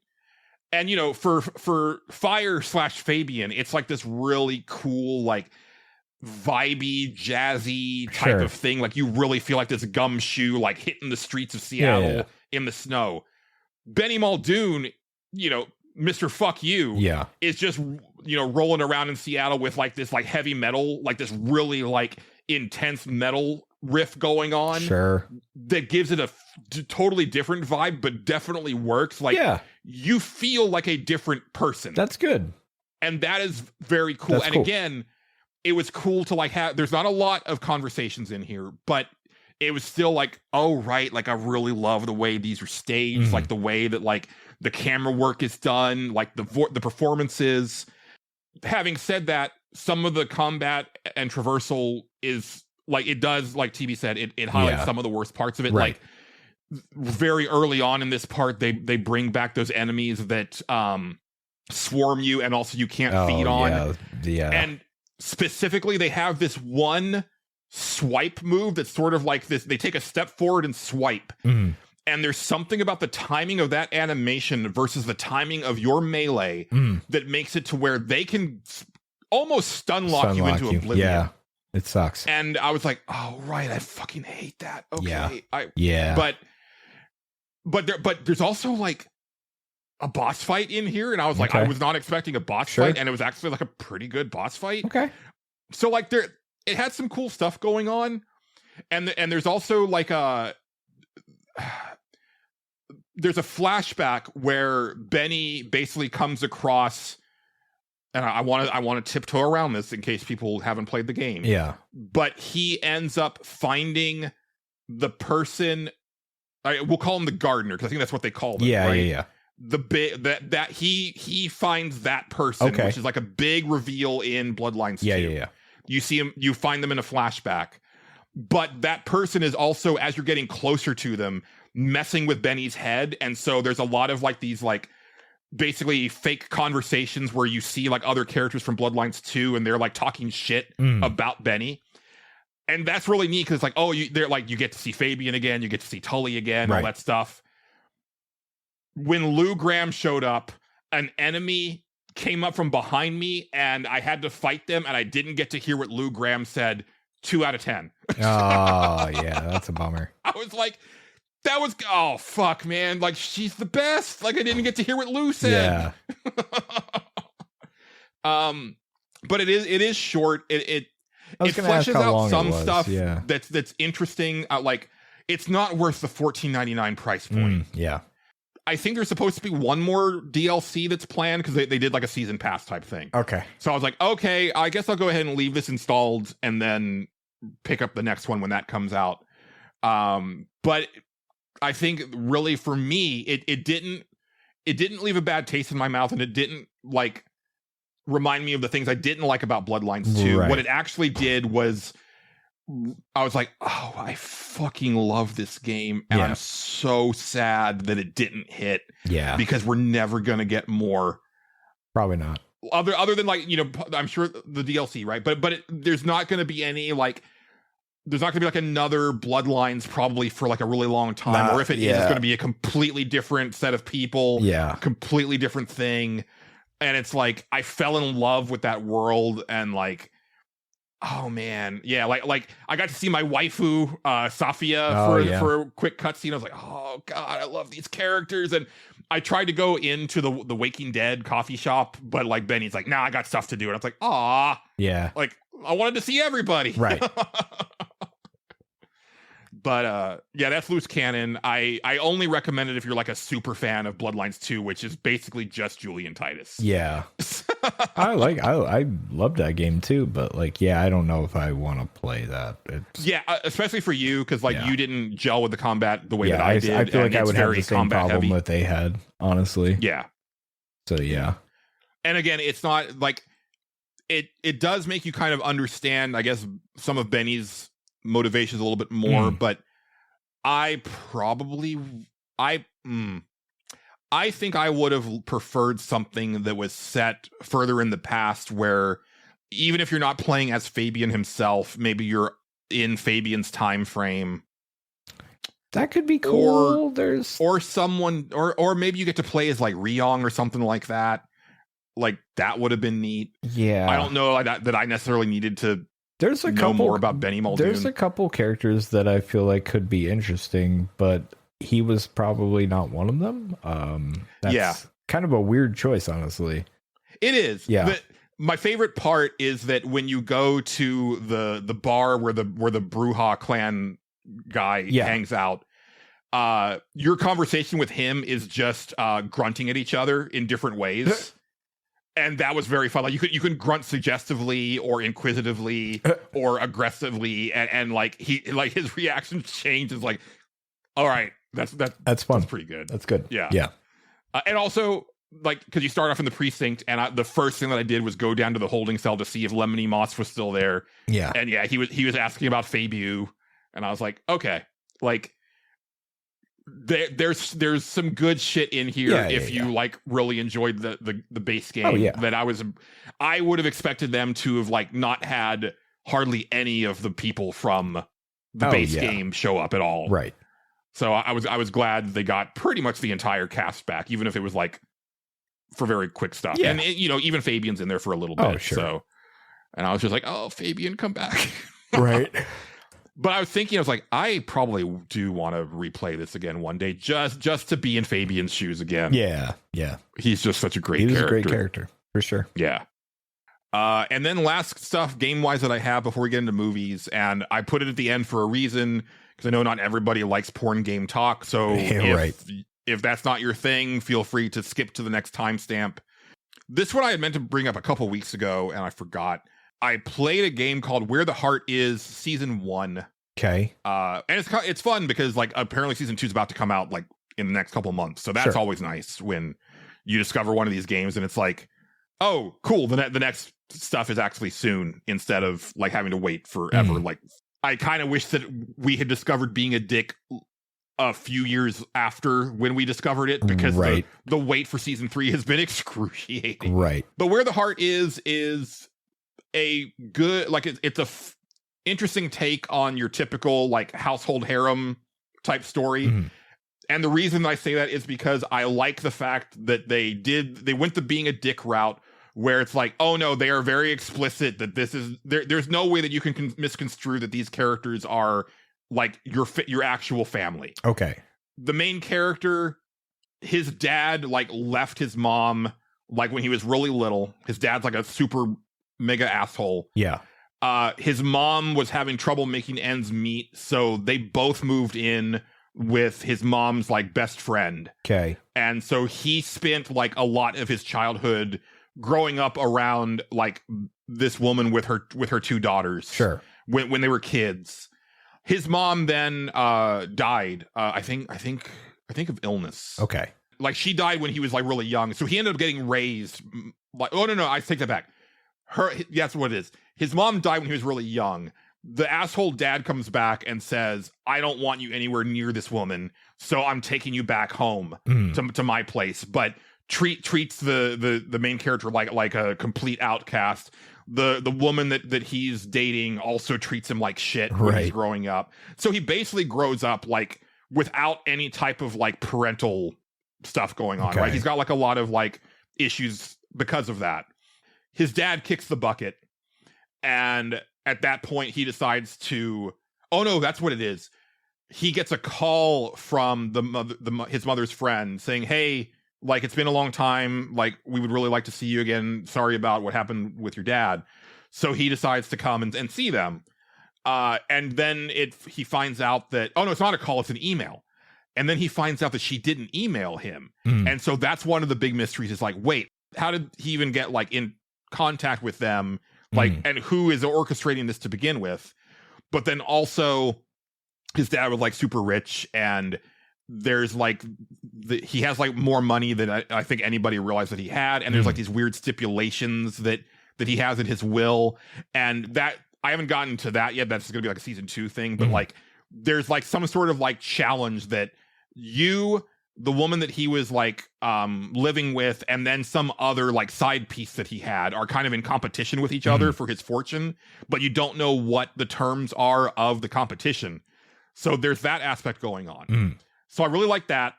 I really like the characters that you're staying with. because basically you go to visit, and then the lady of the house is like, hey, we really miss having you around, like while you're getting on your feet, stay as long as you like we really miss having you and you know your family, so like don't worry about it. And you're like, okay, I'll actually take you up on that. The mom character, like, she's actually like an older looking character, which I appreciate for this type of game. But the thing that I really liked the most about the writing in the game is that usually when you have these like household harems, the characters are the same. Right. It's like you have the mom type character, you have like kind of the more introverted daughter, and then you have like the more extroverted daughter who's usually like really mean. Right. And like a big part of it is like you have to actually like overcome her initial, like she doesn't like you, right? And so you have to like kind of get into her good graces before anything can even happen. That's not the case here. They're actually like really good friends, but her character is such that she's just constantly breaking everybody's balls. Okay. And her love language is actually you just like trade insults constantly. And that I thought was like really fun because she's almost like the bro type character. Sure. Where it's like, in order to like kind of like progress her relationship and stuff, is like you gotta like, you know, insult each other basically. Sure, yeah. And you gotta play around and stuff like that. But then there's a part where she's like, you know, it wouldn't kill you to like throw a compliment my way once in a while. That's where, you know, things start to change and stuff like that. Yeah. But that stuff's really cool. And then the other part that I thought was really cool is that her, like, big part of her storyline is that this guy that she was dating, that she broke up with, then started talking a lot of like shit, like of what a slut she was and how easy it was for him to get in her pants, even though that never happened. And she wants to get revenge on him and his current girlfriend. And so she has this big plan that she's concocted, and it involves like going to this girl's birthday party and kind of just humiliating both of them. Okay. And there's like 5 or 6 different outcomes that you can do in that party. It's kind of like the Mass Effect 2 suicide mission of porn games. Okay. In a really weird way. I was like, because when I finished it, I was like looking at the achievements, and I was like, there's a lot of different ways that could have gone down. That's pretty impressive. Yeah. The only thing, not the only thing. I mean, you know, like the character models are not great. Like, you know, the animations are whatever. I kind of took a look at that. I was like, huh, yeah. Yeah, you know, I've kind of become accustomed to varying quality of these types of games. My biggest complaint about that stuff, though, and it's a complaint that I have about a lot of porn games, especially the type where it's either about corruption or it's about just like characters into like becoming more comfortable around you as time goes on, is y'all need to learn how to dress these women, because like this character shouldn't be dressing like this provocatively, like right out of the gate. Yeah. I get it that like that's something that can happen later, and I think that's really cool. Like when that happened, like you see that progression. Sure, yeah. But it's like you can't start at 10. You got to work up to things. It's like they have a bad habit of doing stuff like that. I know exactly what you mean. There's another one that I've only started, so I don't want to talk about it yet. Sure, because it actually seems very promising. Okay. Like being a dick promising. Oh, like, okay. I'm not gonna lie. All right. But I was like, you're just wearing like a sports, like not even a sports bra. You're just wearing like a bra to school. Is it okay if I get the name of this game that you're talking about? Law School. Okay. I just want to take a look at it. Yeah. Okay. Season 1 here. All right. You can continue. I'm just looking at stuff. Yeah. So that's where the heart is. Season 1. I enjoyed it. I'm looking forward to season 2. And I do appreciate, like, I don't have a problem with like the faux-cest shit, but I know a lot of people do, and it's like, okay, this is actually like a really smart way of like getting around that and still having, you know, the feeling of it, harem thing. Yeah. Because you're still overcoming, like, we knew you when you were a kid, like, you know, it's weird because like the daughters, right? It's like, I still remember you growing up, and it's weird that like I've got feelings for you now because you were just like the kid that like we used to play tag with or whatever. And then for the mom character, it's like, yeah, like I remember, you know, taking care of you when your mom was sick and stuff like that. So it's, you know, that type of stuff. But The other thing is that I have progressed more in the Genesis order. Like, I've actually put a good chunk of time into it now. Oh boy. Where last time you and I had just like barely started. Right. That game fixes a lot of the issues that I had with the previous two, or the last game, in the sense of like when you come across like a crafting recipe, it actually saves it in a localized place, so you don't have to go back to where the thing on the ground is. Yeah. You know, so it cuts down on a lot of like the backtracking and going back and forth and stuff like that. I still maintain that there's way too many scenes, there's way too many sex scenes, and like, I know that sounds weird for a porn game, but it's like even when I'm watching like regular porn, it's like I liked the porn that was actual like movies, right? That had like stories and stuff like that. I like a setup, right? Yeah. So I like to know why these people are fucking, and like sometimes it's like, you just got to fucking like way too fast. Like there was no like tension, there was no build up, there was no like anything. It's just like that's just really weird. And again, like part of that is that there's this ongoing like thing happening in the background that's affecting people's inhibitions. Sure, right. And I was thinking about that really hard. And it's kind of what I wanted to focus on talking about it this time, is because Lust Epidemic is very much like, yo, we've got this love potion that causes people to get mad horny. Sure. And they almost can't control themselves when they're that mad horny. Yeah. And then that stuff gets into the water supply, and then that goes downriver into Cape Vedra for Treasure of Nadia. Yeah. And so it's been affecting the population there for like a year, and it's been kind of like slowly simmering. Right. Meanwhile, like there is like, one of the characters is trying to make it their version of the love potion.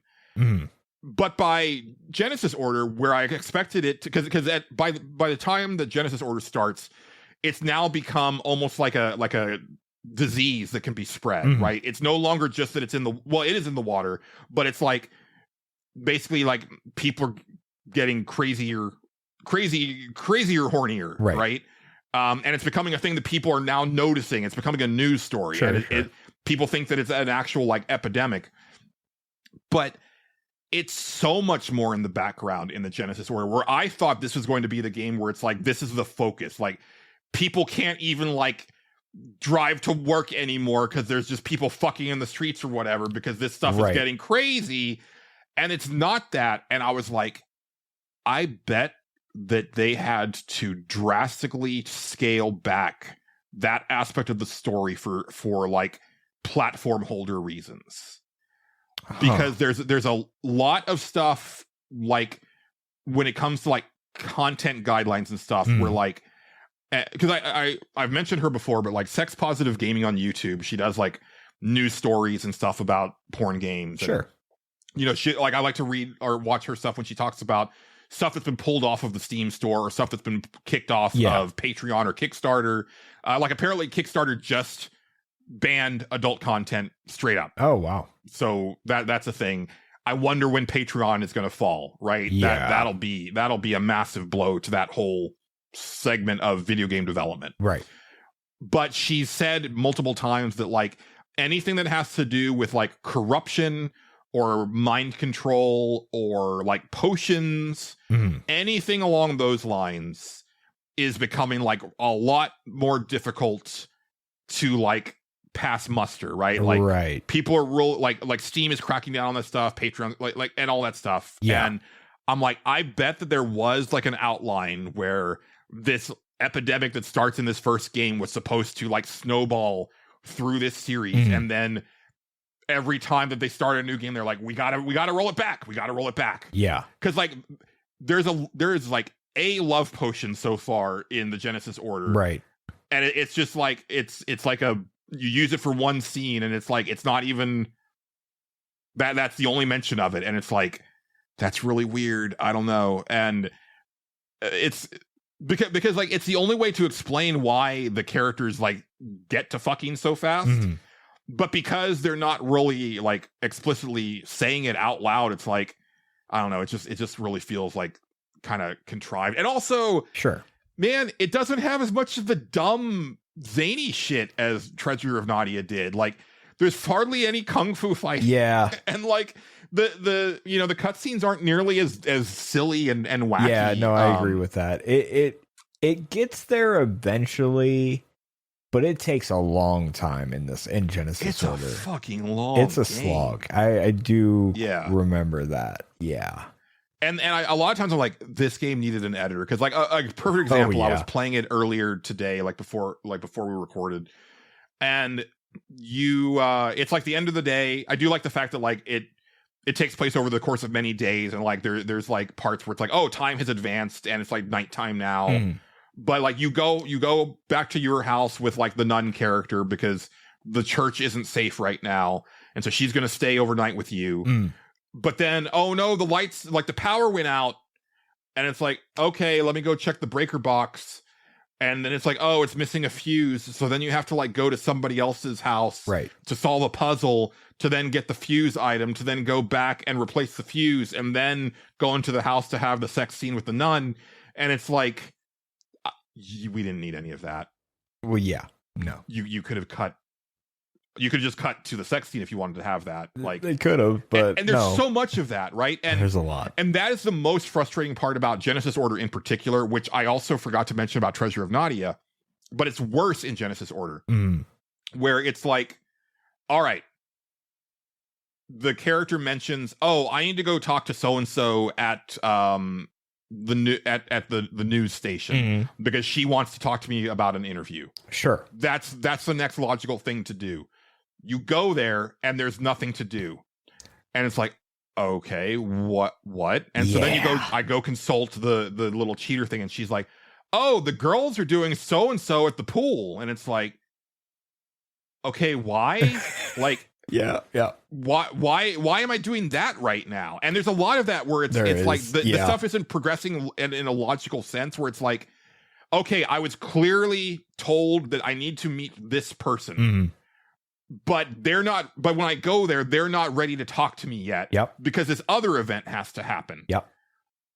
But there's no there's no logic to why that happened other than it has to happen. It has to happen. What are you going to do? Yeah.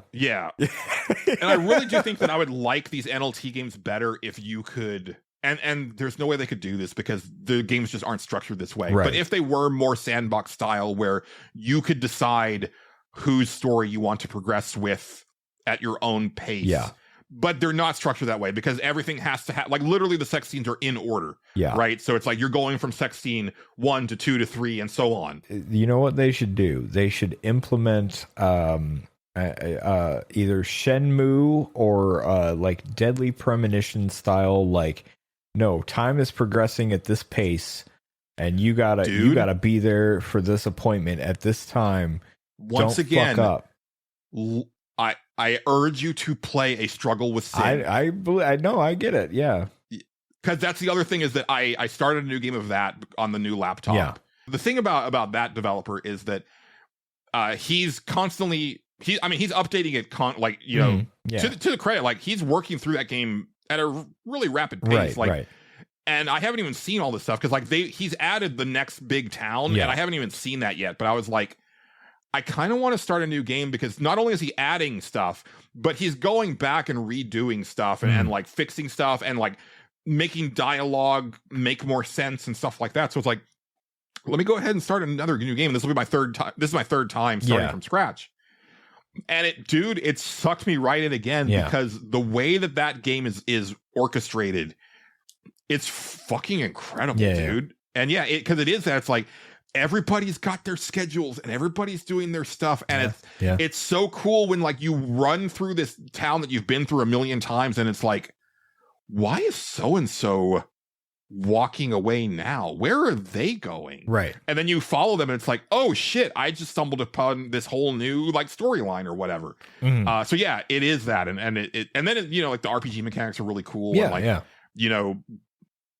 doing the farming and upgrading your house, and like there's a lot of stuff in that game that's very very cool, even if it isn't the best looking game out there. It is very well written, and that's the other thing too, is like for a game, like my big thing that I like is that seeing the dialogue of the characters, like their internal dialogue change as they either fall more in love with the character or fall more in lust with the character is like that change in their mentality. And he's written all that stuff. Like it's kind of amazing, like that he's kind of covered all these bases. Right. Like, and he's just one dude. It's pretty impressive. Yeah. But that is it for my porn game corner. Thank you for listening. Thank if you. anybody's still here. Yeah.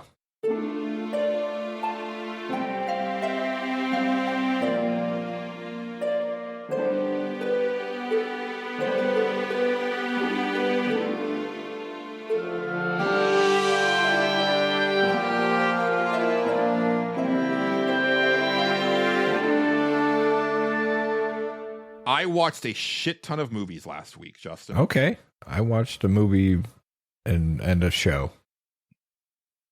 Oh, okay. Yeah. Okay. Because let me break this up because movies, but I watched movies and a show. Okay. No, I liked it when you watch a show because I like to hear about that. Let me, because I did 3 of them in one day. Okay. And so All let me hit those first, Go and ahead. then we'll kick it over to you, and then we'll come back to me Sure. for the other good. stuff Sounds that good. I watched at home. So last Saturday, I just didn't feel like editing the podcast. Yeah. And because I had missed my Mortal Kombat 2 screening on Thursday, I was like, I really want to see Mortal Kombat 2 so that I can talk about it on the show next week. Yeah. Let me see if there's like an early showing. And sure enough, there was like a pretty early showing on Saturday. And then I was like, you know what? Let's do a double feature because I also wanted to see the Sheep Detectives. Yeah. So I'll get tickets for those. And then I ended up deciding to stay for a third movie after that. So nice. But first up with Mortal Kombat 2. Yeah. Which, as listeners may remember, I just recently watched the 2021 Mortal Kombat. Spoilers. I just watched the 2021 one as well. Yeah. So we'll get to that in a second. Yeah. I can't wait to hear Justin's thoughts. Yeah. Let me just say that Mortal Kombat 2 addresses nearly every issue that I had with the 2021 movie. Good. Nice. And I think I might like it more than the 93 movie. Interesting. Okay. Because it is capital I, capital S, Mortal Kombat. Okay. For better and for worse. Great. Right? Because Mortal Kombat is inherently dumb. Oh, yeah. And inherently cheesy. And this movie is dumb and cheesy. But it also nails the stuff that I think the 2021 version doesn't. Sure. Mainly that, there's an actual tournament happening in this movie about a tournament. Yeah. So that's great. Yeah. I really love that. I'm not being sarcastic. I really do love that. Like, yeah. I thought it was really weird that, like, that first movie is like... Julian, they had the tournament their own way. Sort of, but this is the actual That was tournament. what they said. That was the whole point. We're going to have a tournament our own way. Well, if they want one, we're going to do it. Yeah. Yeah, it was kind of dumb. Anyway. So the first good thing is that Cole is no longer the main character. Yeah. He's in the movie. Yeah. Okay. But he Good is for not him. the star. Thank God. It is Johnny Cage is the star of this movie. Great. And Carl Urban nails it as Johnny Cage. I do think it's funny that they didn't really try to de-age him for the parts when they're showing like his old movies. Yeah. That was kind of funny to me. I'm like, okay, I guess you didn't have the budget for that because normally I take that back. I actually do like the de-aging stuff. Like when they do it in the MCU, like I think it works really well. Sure. And I think especially for this, like because they make such a big deal of like that he's a washed up actor from the 90s. Right, like it's kind of weird that he looks the same. Like when they show his old movies, it's really cool. Like it's the right amount of cheese. Like Carl Urban's great. I love him in everything that he's in. And the big thing is that this is about the tournament. Shao Kahn is in this movie. He's like the main antagonist, and he's fucking great. Cool. The costuming is great. The guy that they got to play him is like suitably like massive. Yeah. Whoever's doing the voice, I'm sure it's not the same actor, but like the voice is great. Like he's performed very well. And I think a big thing for like everybody across the board is like even more than the last movie, they're doing their moves. Like Shao Kahn does his like shoulder charge, and it has like the green after shadow effect and stuff like that. Liu Kang's doing like more of his fire stuff, right? I wish that there was more of that. Like one of the big fights is with Sindel. Okay. She does her scream, but that's like all she does, and I'm like, oh, I wish that you had like done the stuff with the hair and like the fireball. Like that would have been really cool to see. So there's like missed opportunities here and there, but the choreography is better, I think, overall in the fights. There is one fight. I'll just say that it's a fight that Liu Kang has. That's all I'm going to say. Okay. Incredible. Okay. I had the biggest smile on my face because I was like, this is Mortal Kombat in movie form. Right. This is exactly like turning a Mortal Kombat video game match into a movie. Right. And also that's the other thing is like the set design is incredible because it's like that's the pit too. Yeah. That's the acid pit. Right. That's like the portal area from Mortal Kombat 2. And but it's like but it's real. Right. I mean, quote unquote. But like it looks and it's like you're seeing like so much more of it, right? Because you're not just constrained to that 2D plane. And it's like, hot damn, man. Like y'all fucking aced it. Right. And yeah, like the story is better overall. Spoiler alert, because he's in the trailer. They bring Kano back, but thankfully he's not like as omnipresent. I really didn't like Kano in that first movie. Yeah. Like I thought he was way too quippy. Yeah. But he's got way less to do here.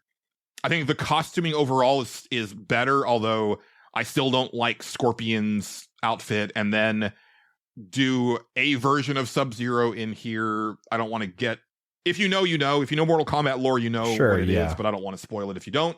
But that costume is also like kind of way overdone for me. But for the most part, like everybody looks how they're supposed to look. I think the performances overall are pretty good.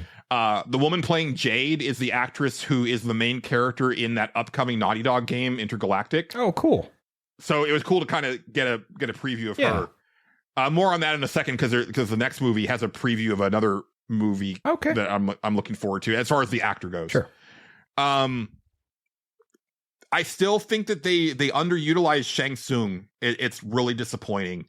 Yeah. In both of these movies, like he's kind of a nothing burger of a character, and I don't understand why that's the case. He's one of the more interesting like game characters too. Like that's the weird part. Yeah. Yeah, because he's such a background character in the first movie. Like they don't even say his name until like almost the end of the movie. Yeah.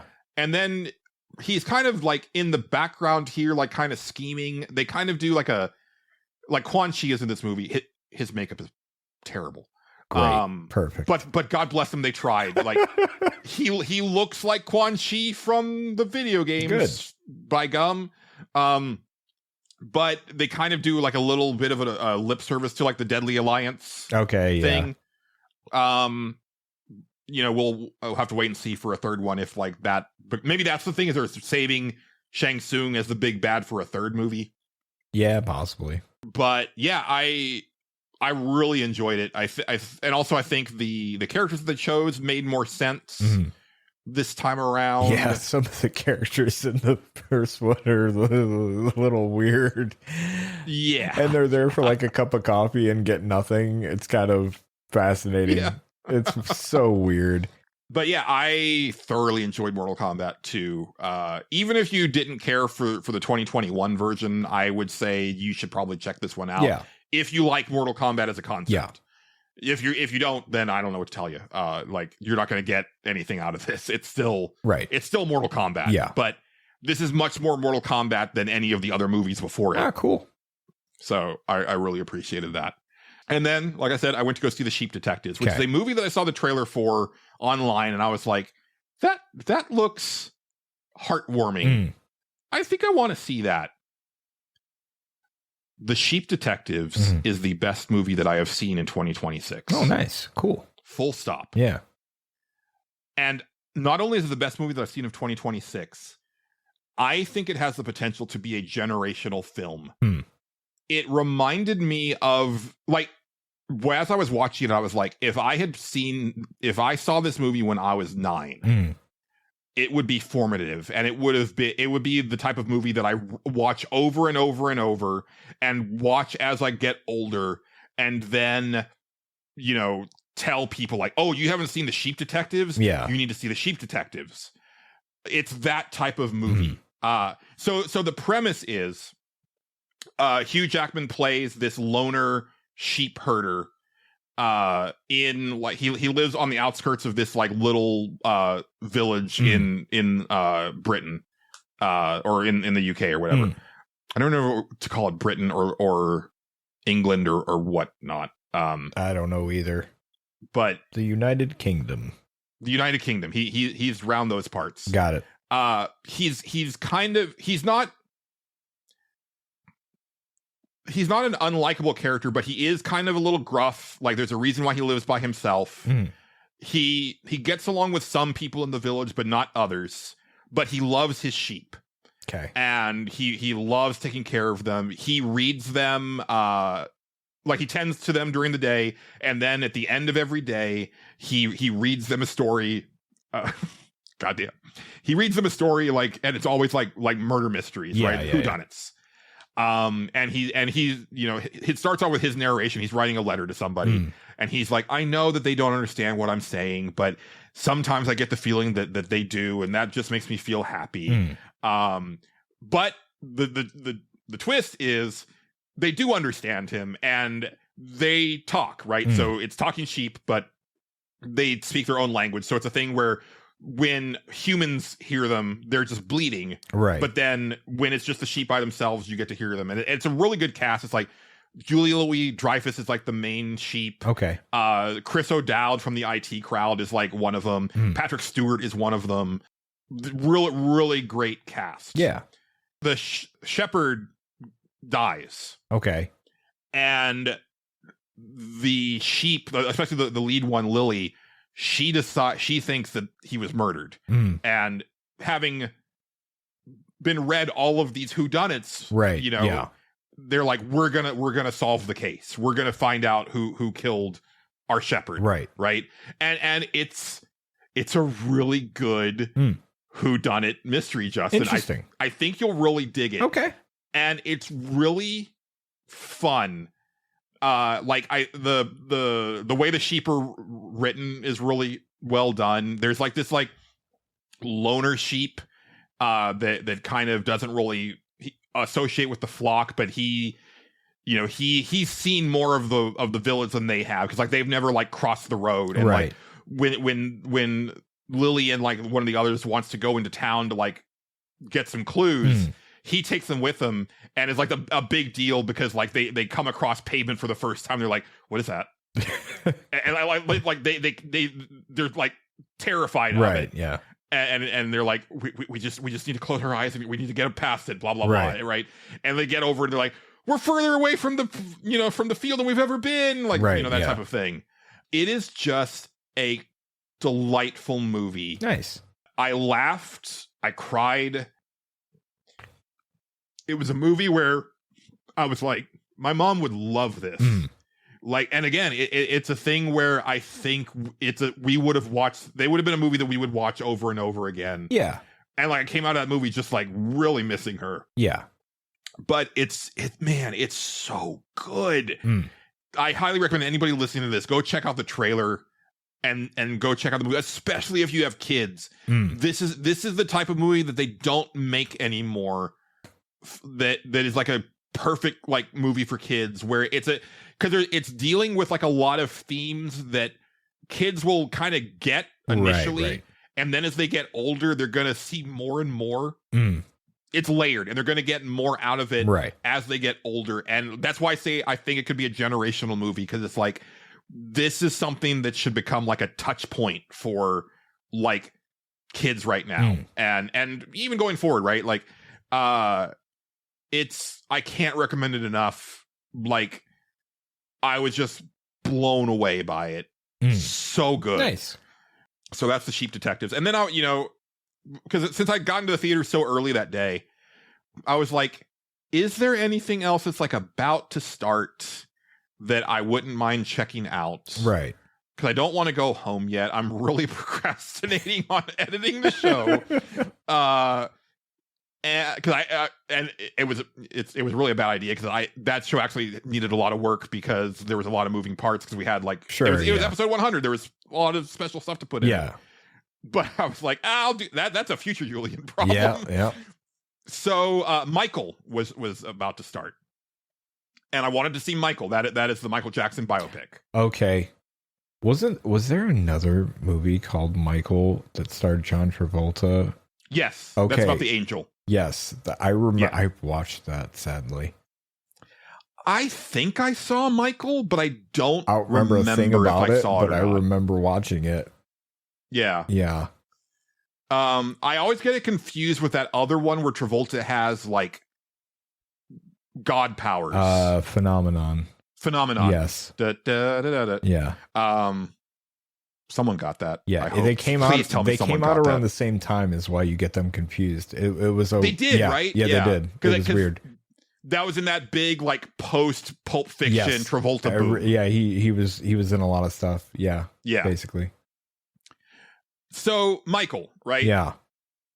Look, I like a biopic. I don't know what to tell you. Sure. Yeah. I know that they're like kind of by the numbers, and especially like this one is like super sanitized because it's literally produced by the Jackson family, right? Yeah. Like it's starring Jafar Jackson, who is like I guess a cousin of Michael. Something like that, yeah. Like a young cousin or whatever.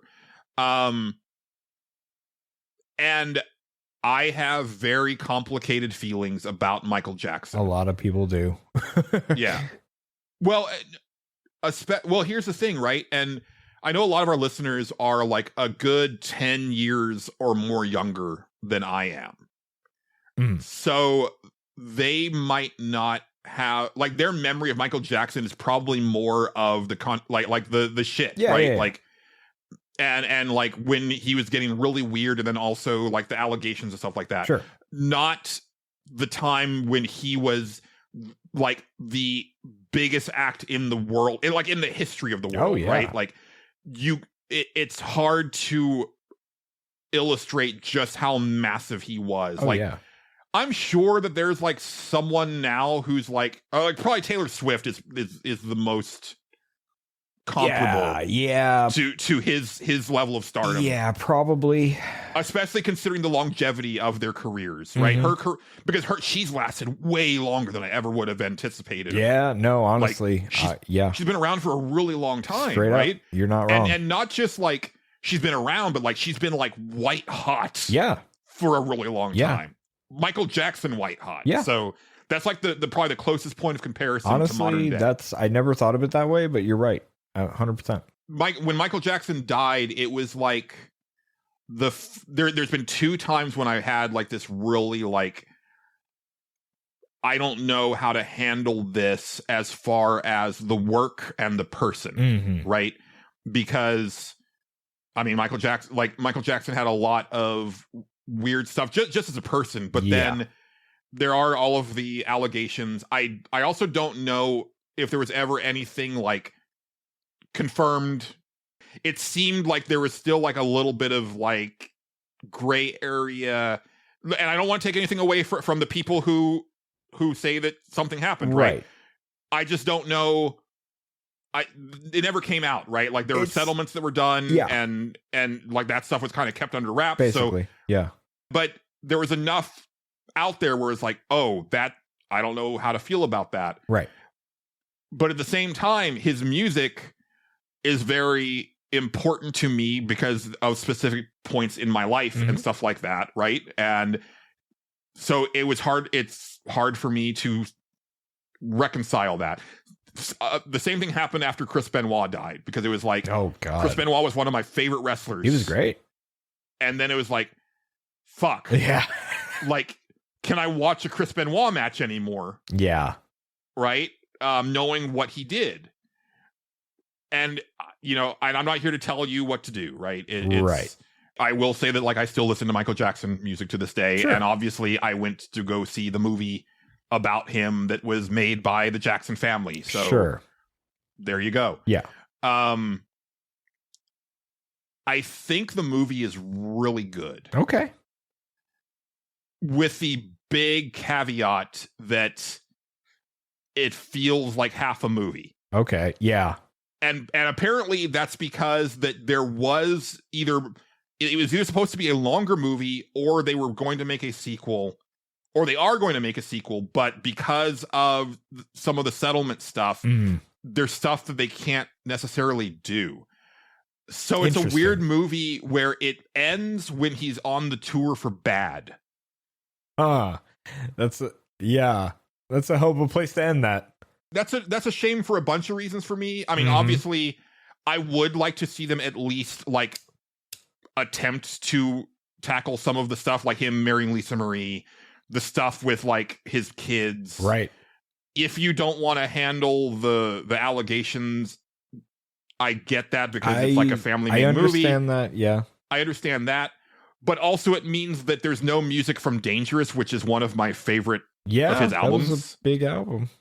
Yeah. It starts from the beginning of the Jackson 5. And kind of the big through line of the whole movie is how controlling Joe Jackson was of them, but Michael in particular. Sure.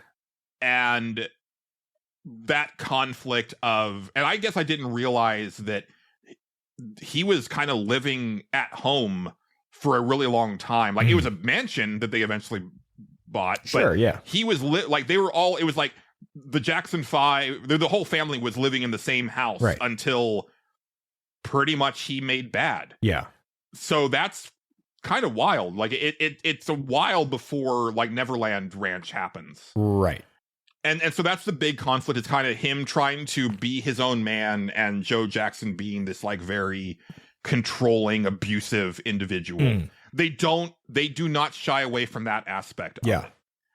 They only pay lip service to the Jehovah's Witness thing. I was going to ask, that was going to be my big question, was like, do they get into the Jehovah's Witness stuff at all? Because not the way that I was hoping they would. Yeah. There's a part where his mom says that like Jehovah said, or Jehovah gave you this gift for a reason, blah, blah, blah. Sure. But the religion part doesn't come into it. And I wish that it had, because I do have a sense of understanding of Michael Jackson. Sure. Yeah. Because I do feel that religion stifled him in a way, on top of Joe Jackson being this controlling asshole. Yeah. But there was also the religious aspect of, because he had said in interviews like, oh, well, I didn't get to have birthdays and stuff growing up. And I do think that part of that is responsible for him having this like staying as a kid, because he didn't really have a childhood. Right. And it's part of, and look, okay, I'm not trying to excuse anything, but even as it was happening, I've always felt that the deal with Michael Jackson was that he was actually a gay man who thought he was a kid. Like there was something in his head where he still kind of saw himself as a kid. Yeah. I can see it. Which is why he felt comfortable hanging around kids and stuff like that. And maybe that's what led to some inappropriate shit because of like the way his mind was. I don't know. Entirely. It's hard to say. It's always a theory that I've had about that aspect. But I do think that like the religion plus like him being forced to do all of these like tours and rehearsals and recordings and stuff like that kept him from having like a normal childhood, and that really kind of fucked him up emotionally and mentally, and stifled him emotionally and mentally, and kind of created this. And I think that's, I think that's why he does have like that kind of infantile voice, like he did his best to like keep his voice that way. I don't think there was like necessarily like a natural voice necessarily. Maybe it is. Yeah, hard. I don't know. But at the end of the day, right, it's a biopic. So, and really, even more than that, it's remember Michael Jackson's music? Right. Like, it's almost like some music videos strung together with some narrative. Sure. Oh, and I should say, of the 3 movies that I saw that day, Michael, which was also like about a 3-week old movie at that time, the other 2 movies were brand new. Yeah. Michael was almost completely full. Wow. It was like nearly a sold out show. Damn. The other two had plenty of seats. And I was like, that's wild. And also surprisingly young audience. Interesting. Which I was happy to see. I was like, y'all going to learn today. Yeah. Y'all going to learn about Michael Jackson. And specifically like Michael Jackson's music. Sure. And man, yeah, that stuff's great. And also, dude, Jafar Jackson is Michael Jackson in this movie. Yeah, good. And it's kind of incredible because, like, you know, I grew up I watched these music videos, right? I remember watching the premiere of Black and White when it had like that really weird extended part in the alley where he's like grabbing his crotch to like an obscene degree and like fucking up that car, and he turns into a Black Panther at the end, right? Man, those music video debuts of Michael Jackson were fucking insane. Because eventually they would cut him down, but like for like a week or two they would show the whole thing, and it would like be like an event when they did it.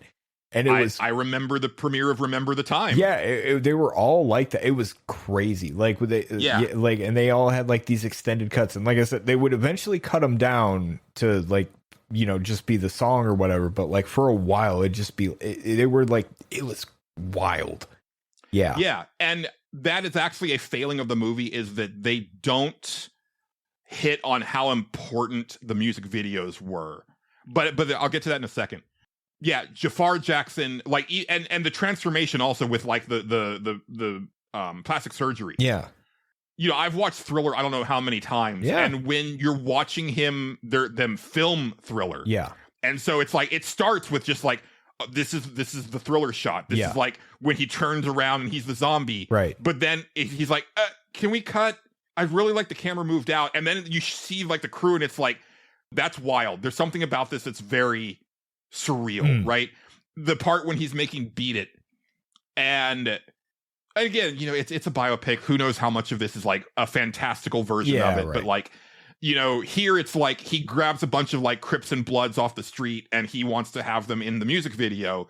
So here it's like it's just these guys that are like kind of he's just workshopping this dance routine with them, but they're just guys off the street. It's like, but that's the dude with the white coat and the glasses, and that's like the white dude with the bandana. Like, it's like those dudes, and it's like, man, right? Because at some point there was someone who heard "Beat It" before anybody else, right?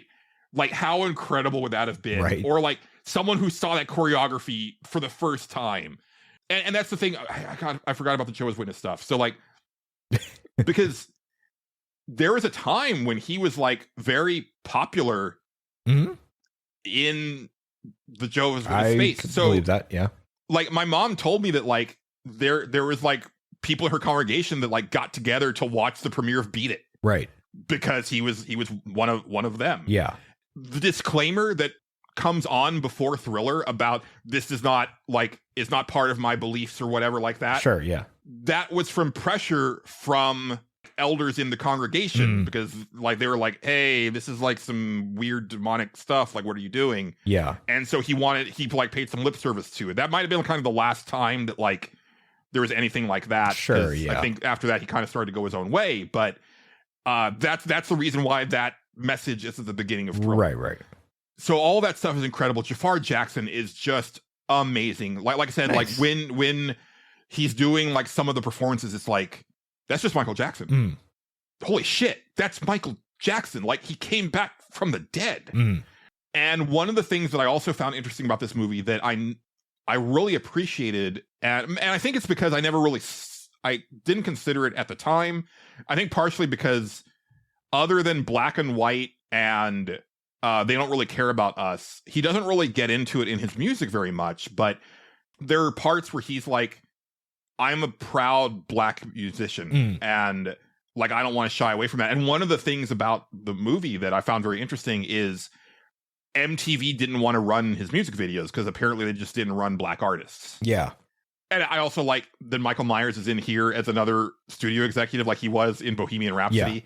Yeah. I now need him as an executive in every musical biopic, because I was the only one who laughed, but I was like, yeah, Mike Myers again. because it was a huge deal that he was on MTV. Yeah, it was. And the music videos were a huge deal. And they kind of gloss over that part of it in a way that I was kind of surprised at. Bad was like a little short film.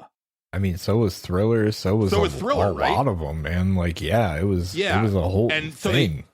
They show like the making of some of the music videos, but they don't go into like how massive that was and how that extended his reach. Right. And just how ever present he was, right? Like, Mhm. I remember watching like all day long Michael Jackson marathons on MTV. Yeah. And then the other thing too is like, because of where it cuts off, it's like, oh, no Smooth Criminal. Right. And that's criminal. Yeah. Honestly. Yeah. Also, like, they do have the part where his hair catches on fire during the Pepsi ad.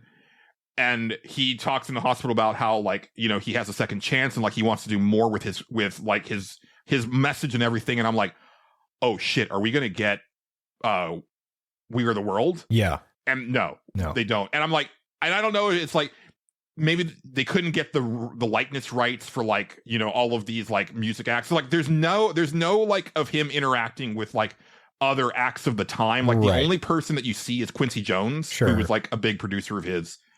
But you don't get to see a lot of like it's a missed opportunity. I think that you don't, there's not a lot you see like how huge he was, but not necessarily like, oh, he's hobnobbing with so and so, or he's presenting at the MTV Music Awards, or he's doing this or that. Like, it kind of glosses over that stuff, and I was like, oh, also no Man in the Mirror. Like some of the omissions I thought were really weird. Yeah.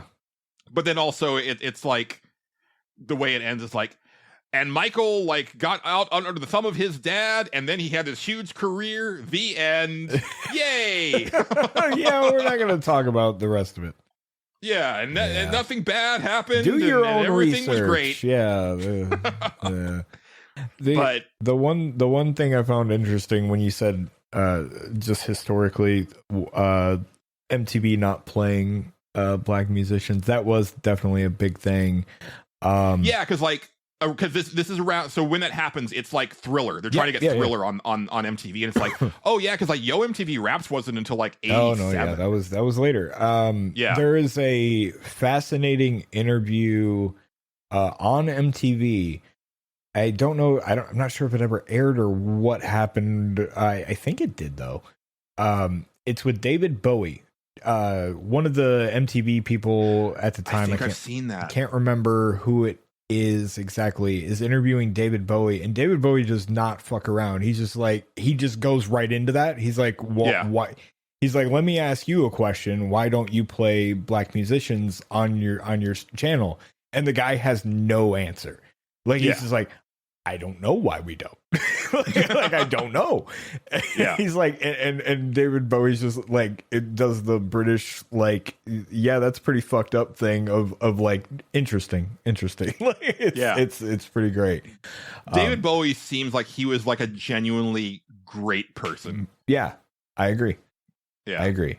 So I should mention one of the things that was also very powerful about this movie is his relationship with his mother. And dude, there's a part where he's watching Singing in the Rain with her, and like full theater, dude. Yeah. Right? I'm sandwiched between people, and I had to cover my mouth because I was about to fucking lose it. Yeah. It happened, like when stuff like that happens, it's like so sudden, and like I'm not expecting it. Like, I just thought that was like my experience, but like there's a scene in an episode of The Flash on the CW, right, where it's young Barry Allen as a kid watching Singing in the Rain with his mom. Yeah.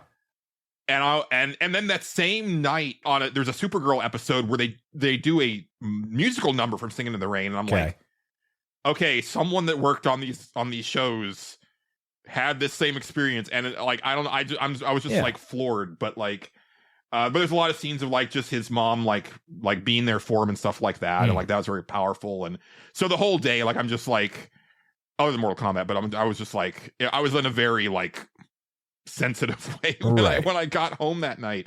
But the other thing And this is weird, dude. And again, I wonder what goes into the making of these movies.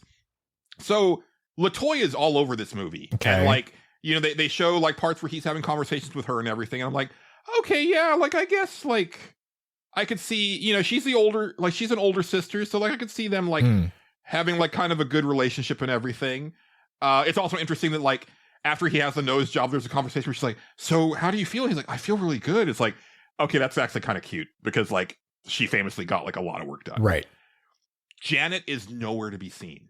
Interesting. Yeah. Does not exist in the movie. What? Yeah. Never mentioned, never shown. And I'm like, to me, Janet Jackson is like a much bigger part of the Michael Jackson story because like her career was almost as big as his, and like they worked together on stuff, and that was just like and I don't know if she just didn't want to be part of it. That's what I was gonna suggest. I was like, I wonder if she asked like, yeah, just leave me out of that, thanks. Yeah. And I could see why, because of, you know, the controversy surrounding him as a person. Yeah, I guess so. And I don't know that she's ever like really said anything about no, probably not his after the fact or anything like that. But yeah, it was weird, dude. Yeah.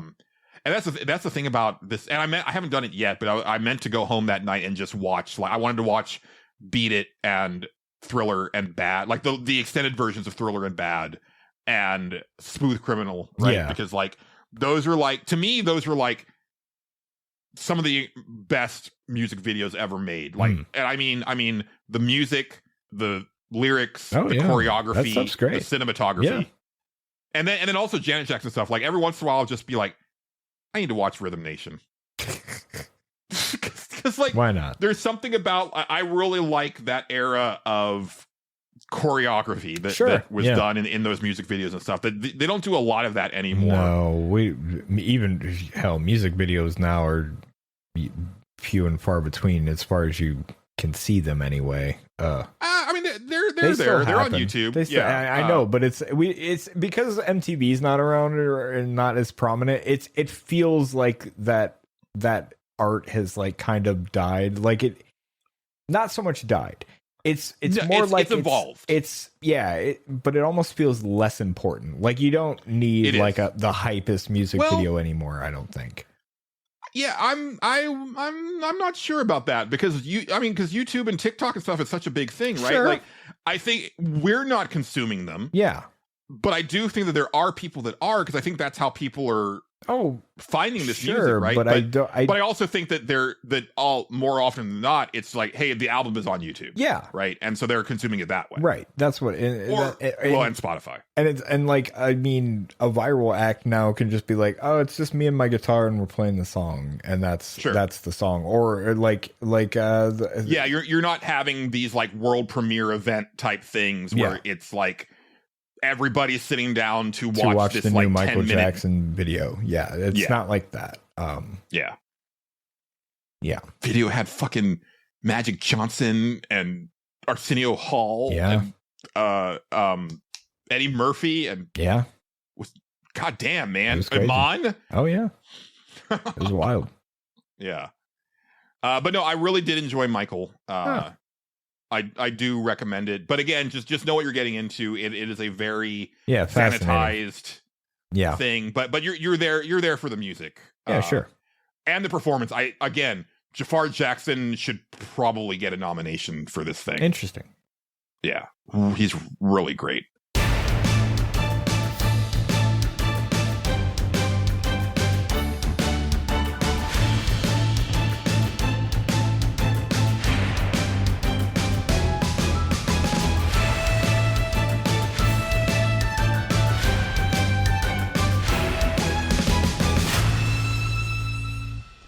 So that's everything that's on the theater. I watched some more stuff at home, but let's kick it over to you for now because I didn't watch anything in the theater. I watched the Mortal Kombat from 2021. We'll just start with that since it's fine. That was my take. A lot of weird choices just for people that they picked. Like, here's Natara, and we're gonna make a kind of big deal out of her, and then she gets smoked in like no time flat. in a fight. I'm like, that's really weird to do that, but okay. Mm-hmm.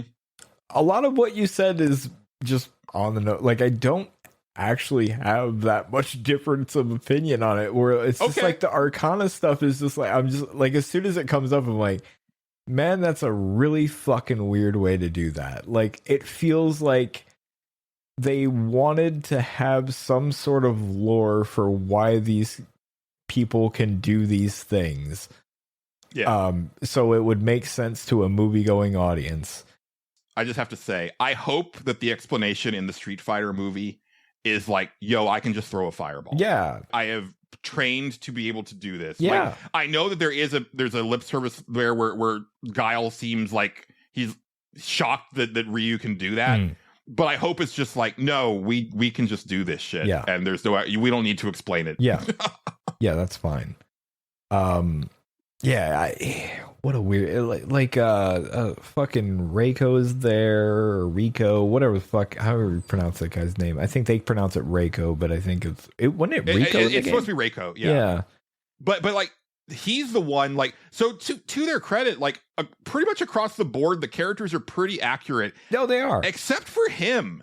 Yeah, that's what I thought. Because, like, when I first saw him, I was like, wait, is he supposed to be General Khan before he becomes Shao Kahn? That's kind of what I was thinking. No, it's just Rico. It's Reiko, but, like, that Reiko looks like Robin from the Batman and Robin movie. Yeah, it's in Mortal Kombat 4. Like, yeah, it's weird. Yeah, the Cole stuff is, I don't know, it didn't, sauceless. It's just so, he's just so nothing of a character. Yeah, he's really boring. Yeah, and his power, it's like, oh, you have the power to get your ass kicked. Basically, I mean, he gets cool armor. That's cool. Yeah. And if you notice, he also doesn't really get to do any of the cool shit. Everybody else, it's everybody. Like the last fight is basically Scorpion versus Sub-Zero, and he's just kind of there. That's basically it. Yeah. That's also a little bit of a problem with Mortal Kombat 2, is that even though Johnny Cage is the main character, it's kind of everybody else that gets to do the bulk of like the big stuff. Right. It's weird. Yeah, Kano's there. He's doing weird stuff. Like, I was like, okay, so he doesn't get a cyber eye. He just has, eventually he discovers that if he gets mad enough, a laser will shoot out of his eye. Yeah. Because it got scratched, I guess. I don't know. It's weird. The whole thing's just odd. It was not entertaining though. Like, I was like, no, I'm having a good time watching this dumb movie. Like, I'm not gonna sit here. It looks nice. It does. Like, the effects were good. Casting is good. The casting is pretty good for what it is. I like the fights were fun enough. I thought a lot of like the lip service to the game, I was was kind of eye rolling. I was like, I don't need you to say flawless victory. Like, I just don't need you to say it. It's just kind of dumb. It was cool in that original movie when Shang Tsung said it. Because it made sense, because they were at the tournament and he was like commentating it. That makes sense. But when your character like does a thing and then when you say it as the guy who did it, it's like, okay, no, didn't need this.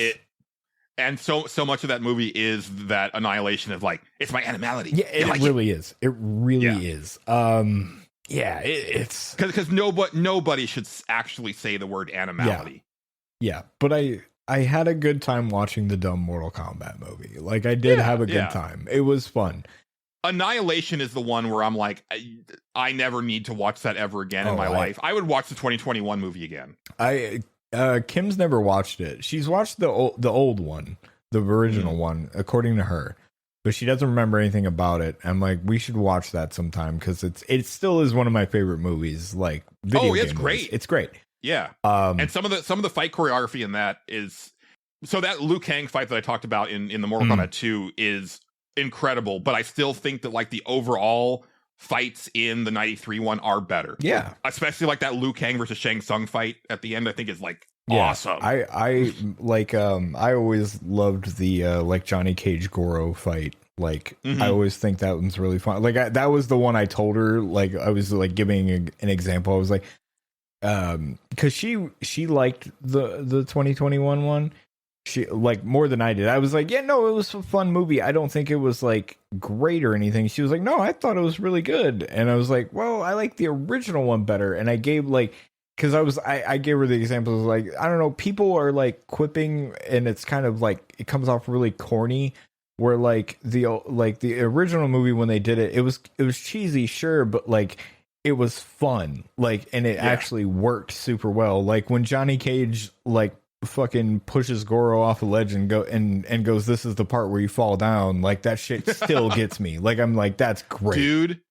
I remember being in the theater opening weekend, full theater, when Scorpion and Sub-Zero come out for the first time, and the whole crowd is like, oh yeah, that shit's cool. How did you feel about Sonya being kind of the person that is imparting all of the lore? It's weird, but I guess it makes sense in a way. Not because she's like, you know, she's like almost like this outsider for most of the movie. And so they didn't want to do it through Raiden, which I guess kind of makes sense because Raiden's kind of a dick the entire time in that movie. I don't know. It was fine. Like I didn't hate it. It makes sense because she's the one that's like been doing all this research. So she's like imparting her wisdom onto the audience, I guess. So and getting them up to speed. And yeah, there's like no real tournament that happens, and that is kind of a bummer. But I get what they were going for because Shang Tsung is just like I guess the plot of the movie is Shang Tsung is trying to like kill all the Earth participants before they can even have a tournament, so that they just win by default.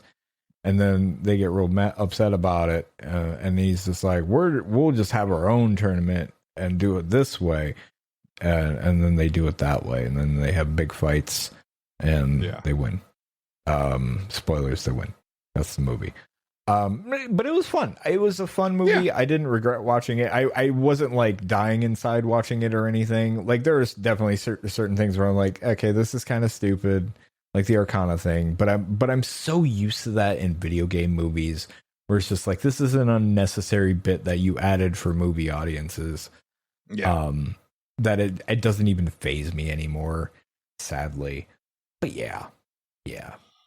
You're in for a treat with Mortal Kombat 2. Yeah, and that was the reason why we watched it. I was like, I really want to see Mortal Kombat 2, Kim, so we have to watch the first one, or else we're not going to understand the plot.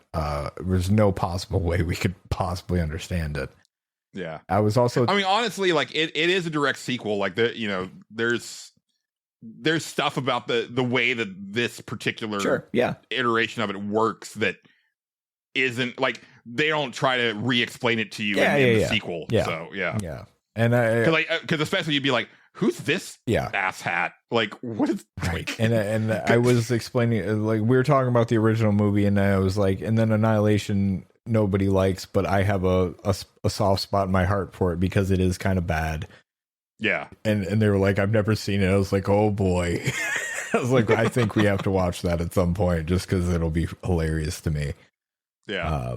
But yeah. I mean, I wouldn't mind watching it again just for the lulz. Oh yeah. That's why you watch it. It's great. Let's see. What else did I watch that was pretty good or not good? Around that same time, I think actually the same night, we watched the Lord of the Flies kind of mini series thing that's on Netflix now. Oh, yes. I'm aware of that story, but I've never read it or seen any of the interpretations of it. I read the book in school. I do not remember which grade. But I remember it's like one of the books in school that we read that I was like, no, that was actually pretty good. That's actually a pretty interesting book. So hearing that they made a Netflix like little series about it, I kind of was curious about it, and people really like it. It's very highly critically reviewed from what I looked up not too long ago. Do they do any looksmaxing in this version of it? I don't know. I don't know. How about ballmaxxing? I definitely don't think they do any of that. Do any of them make a podcast about Bugattis? It is a time period before podcasting existed. So, oh, okay, yeah, I think so. It's not like a modern day interpretation of. No, it's material. Not. It is a, I believe, time period thing. Interesting. Okay. Yeah, I think so. Anyway, it's the series is interesting. So they split it up differently from the book. The book is just like it's a story. You read it. It has characters. It's from third person perspective kind of thing. Somebody's telling you the story of what these boys stranded on an island are doing and how things devolve. The miniseries splits it up by character arc, which is interesting. So like the first character is a character named Piggy. And he's like kind of a little chubby British kid with glasses, and it's all about them kind of like building their little society.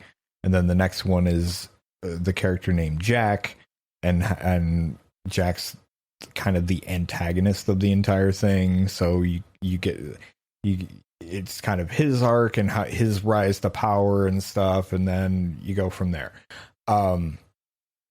It's interesting the way they did that. There's some things that they add that is not in the book that I both find interesting and sort of unnecessary at the same time. They go the route of like, here's this character before the island, which the book never goes into that stuff. And that stuff is interesting. Like you kind of learn that they're like, I guess sort of like a boys' choir or something that's traveling or something like that. And the plane crashes and now they're on this island. But like you get kind of a glimpse into like some of their past and like what they were going through before they got here. And like, I guess it kind of clues you into like why they're reacting the way they are reacting. Which is not bad. Some of it's better than others. Like I enjoyed some of the stories more than other ones. Ralph's was pretty good. But like some of them I'm like, I don't know if you needed that. Exactly. The problems I have with it is a lot of the time I think it's just really fucking boring. And it's weird. So like stuff that like when you're reading a book and you read a paragraph that says, and then they ran through the forest and got back to camp. That's a paragraph, right? Like it's about them running frantically through the forest and whatever is going through their mind, and then they get there. Now that's like 5 minutes of a shot of us running through the forest, and it's like this is 5 minutes of my life I didn't need to spend on this. Like I know you have all these cool dramatic camera angles for this, but this is like a fucking paragraph. Like, right. There's a lot of like weird cinematography. Or even it just for an adaptation, you just don't need it because it's not like progressing any of the narrative. They do a lot of that. Character. They do a lot of like, hey, Lord of the Flies is known for its symbolism. And they're trying to portray that some of the time through like weird cinematography shots. So like there's like every now and then the characters will be talking or whatever, and then suddenly we'll be done with that conversation, and then here's a shot of these bugs, and it's like all right, sure, why not? There's some bugs eating the thing. Great. I don't know if I give a shit about this. It, like I said, it's not bad. Overall, I thought it was pretty good, but there's another piece of me. It's my same problem in video games when games like that are just art. Like it's just like, look at this art. Yeah. It has a lot of that shit in here where like critics will eat this shit up, and they're right. Critics will eat that shit up, but the common person is just like, what? Because this is not only has like I consulted with Kim had the same issues I did for the most part. She was like, yeah, I just kept getting bored during it. And I was like, yeah, that's the big problem. And then I talked to somebody at work about it because they were the one like, oh, did you know there was a Lord of the Flies series? And I was like, oh yeah, I heard about that. We might watch that soon. And then I asked him like after that weekend, I was like, well, I watched it. And I was like, did you watch it? And they were like, yeah. I thought it was boring as hell. I was like, okay, yeah, I'm not alone. I don't feel as alone here. And I think a lot of it is that. I think a lot of it is like just the weird artsy shots that it wants to do. But overall, it's not bad. If you're unfamiliar with the Lord of the Flies stuff, it's neat. It's a good story overall. Some of the stuff may bounce off, I guess, like some of the symbolism shit. It's fun to look up, I guess, afterwards. That was, I think, the book where they taught us in school about symbolism and stuff. So that was fascinating. But did you ever read Hatchet? Yes. When you were in school? Yes, we did. Man, that's one of those stories that has stuck with me. Yeah, over the years. That one is also pretty intense. There's that part at the end where they talk about like he would walk into like a supermarket and just be like stunned, right, at like just all of the food available because like he never kind of left the island in his mind, right? And I was like, man, that's intense. Yeah. Like I've always wanted to see like a movie adaptation of that because it's just such a harrowing story. Yeah. Lord of the Flies has had a few different movies, I think. And this is, a very different, interesting way to go about it. But yeah, I've never seen anything with the hatchet. That would be actually an interesting one. But I could see people, that part where because he's been like catching fish, but then he decides to like try to like dive down to the wreckage of the plane to see if he can get supplies, and then he sees like the fish eating on like the body of the pilot, and it's just like, oh, the fish had to eat something too. Right. It's like, oh god. Yeah. Like I think I read that when I was in like 5th grade. I was gonna say, I think it was either 5th grade or like 3rd grade. It was early. Yeah. And like, look, I remember being like, wow, that's crazy. And now looking back, I'm especially like, what the fuck? Like, why do they show it? Why would they let us read that? But different times. Also, like, I don't here in Texas and like the South, like, I really disliked a lot of the books that we had to read in like English class and stuff like that, because it was like so many books set in the Southern farm where it's like, I can't stand reading Southern dialect. And it's like, this kid is taking care of this animal that's gonna be killed in a brutal way for some reason, either because it like ran afoul of an animal, or it was always meant to be slaughtered, or something. Like, I remember this one, I forget the book, but it was like this kid like had this pig that he really liked, and it talked about like when the father made him like slaughter the pig, and the blood running into like the snow and causing the snow to melt because the blood was so warm. And I was like, why are we reading this? Right. Yeah. I'm trying to think of what, like, a lot of the books were like pretty much nationwide, and a lot of that was cannot remember the name of the group, but their big thing was like, listen, kids down south are we need this kind of stuff in our schools, so we need that to be everywhere. And also, you people need to be a little bit nicer to the Confederacy, okay? Like just a little bit of kindness, okay, toward the Confederacy. That's interesting because I was like clearly like these books weren't being read like outside of the South. Oh no, a lot of them were. Okay, a lot of them were. Yeah. Did you read Johnny Tremaine? I did not. That is fucking hate Johnny Tremaine. Yeah. I had to. The one I always think back on that I fucking hated was Great Expectations. I hate that. Didn't read Great Expectations. It was Charles Dickens. Fucking abysmal. God, what a fucking piece of shit that book is. I dislike Charles Dickens to this day. It was the most boring fucking piece of shit I've ever read. Christmas Carol, great. Yeah, Christmas Carol was good. Yeah, great story.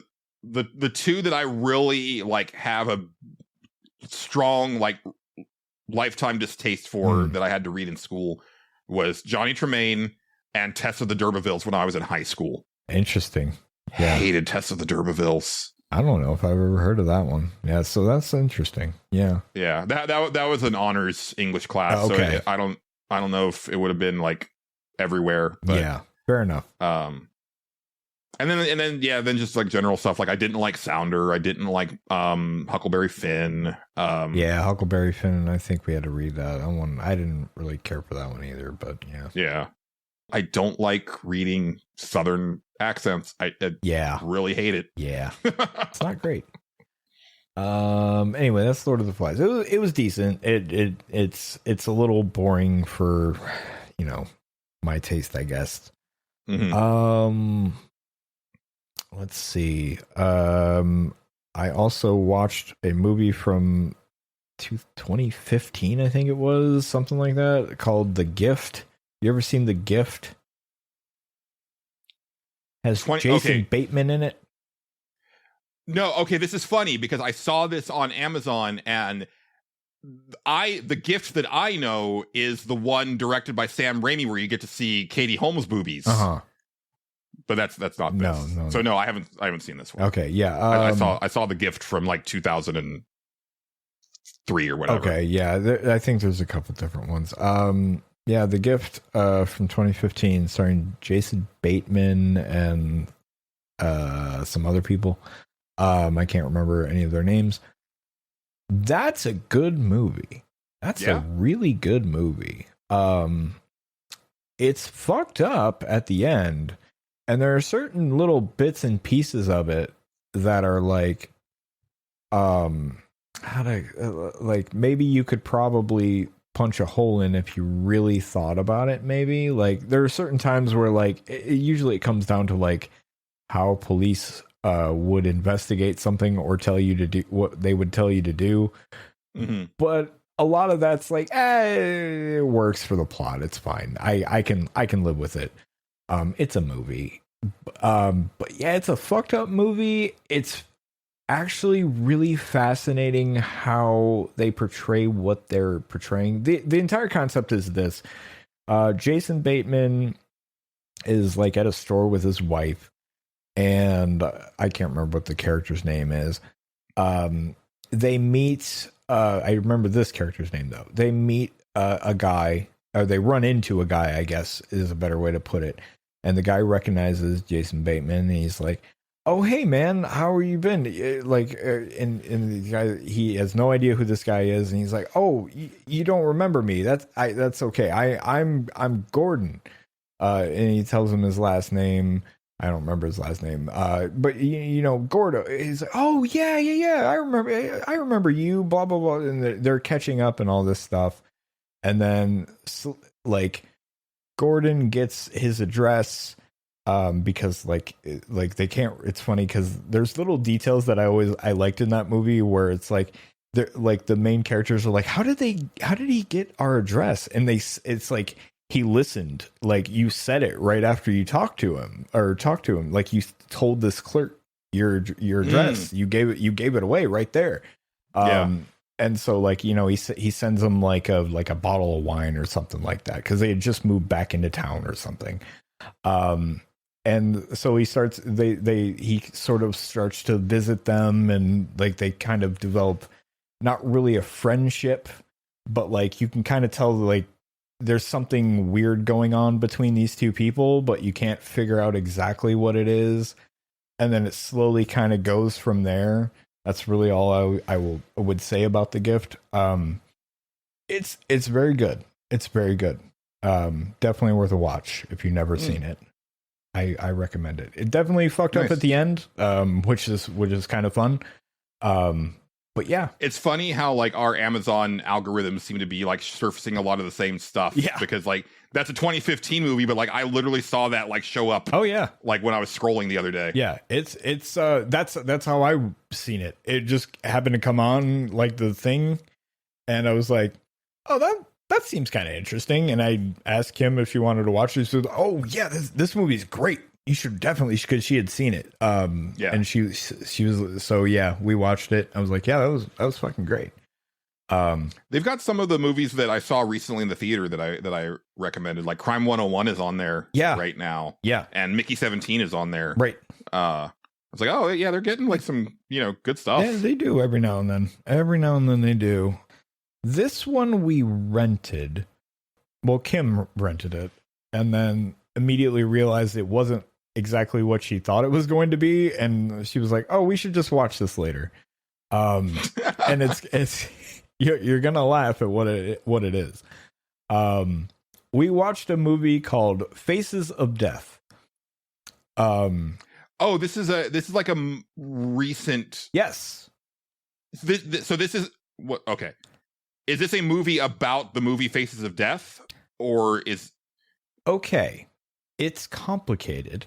For those that don't know, I would imagine like if there's any younger people listening to this, Faces of Death is an old late 1970s, I want to say. Something like that. It's a snuff film.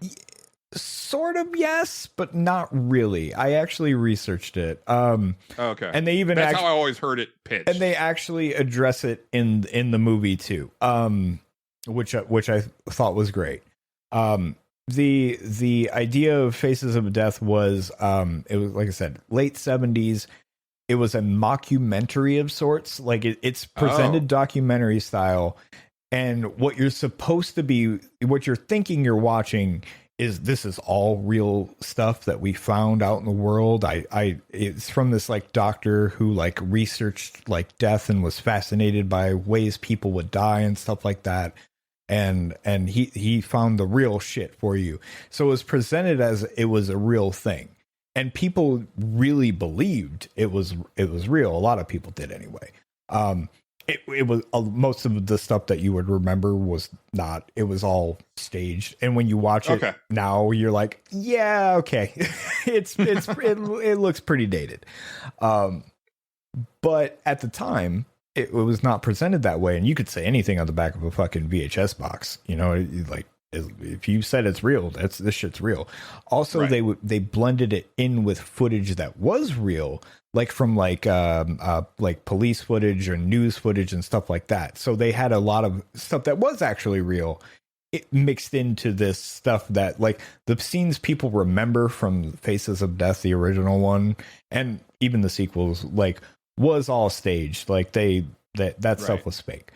But that's sort of what I'm noticing with like because AI videos are like rapidly advancing like day by day. And what I'm noticing now is like, oh, people are taking actual videos that and then they're putting AI slop on top of it. So it starts out where it is real. Yeah. Because like that's taken from someone's actual video and then it does like terrible AI shit. Oh yeah. But anyway, this is a new movie, more of an independent horror movie.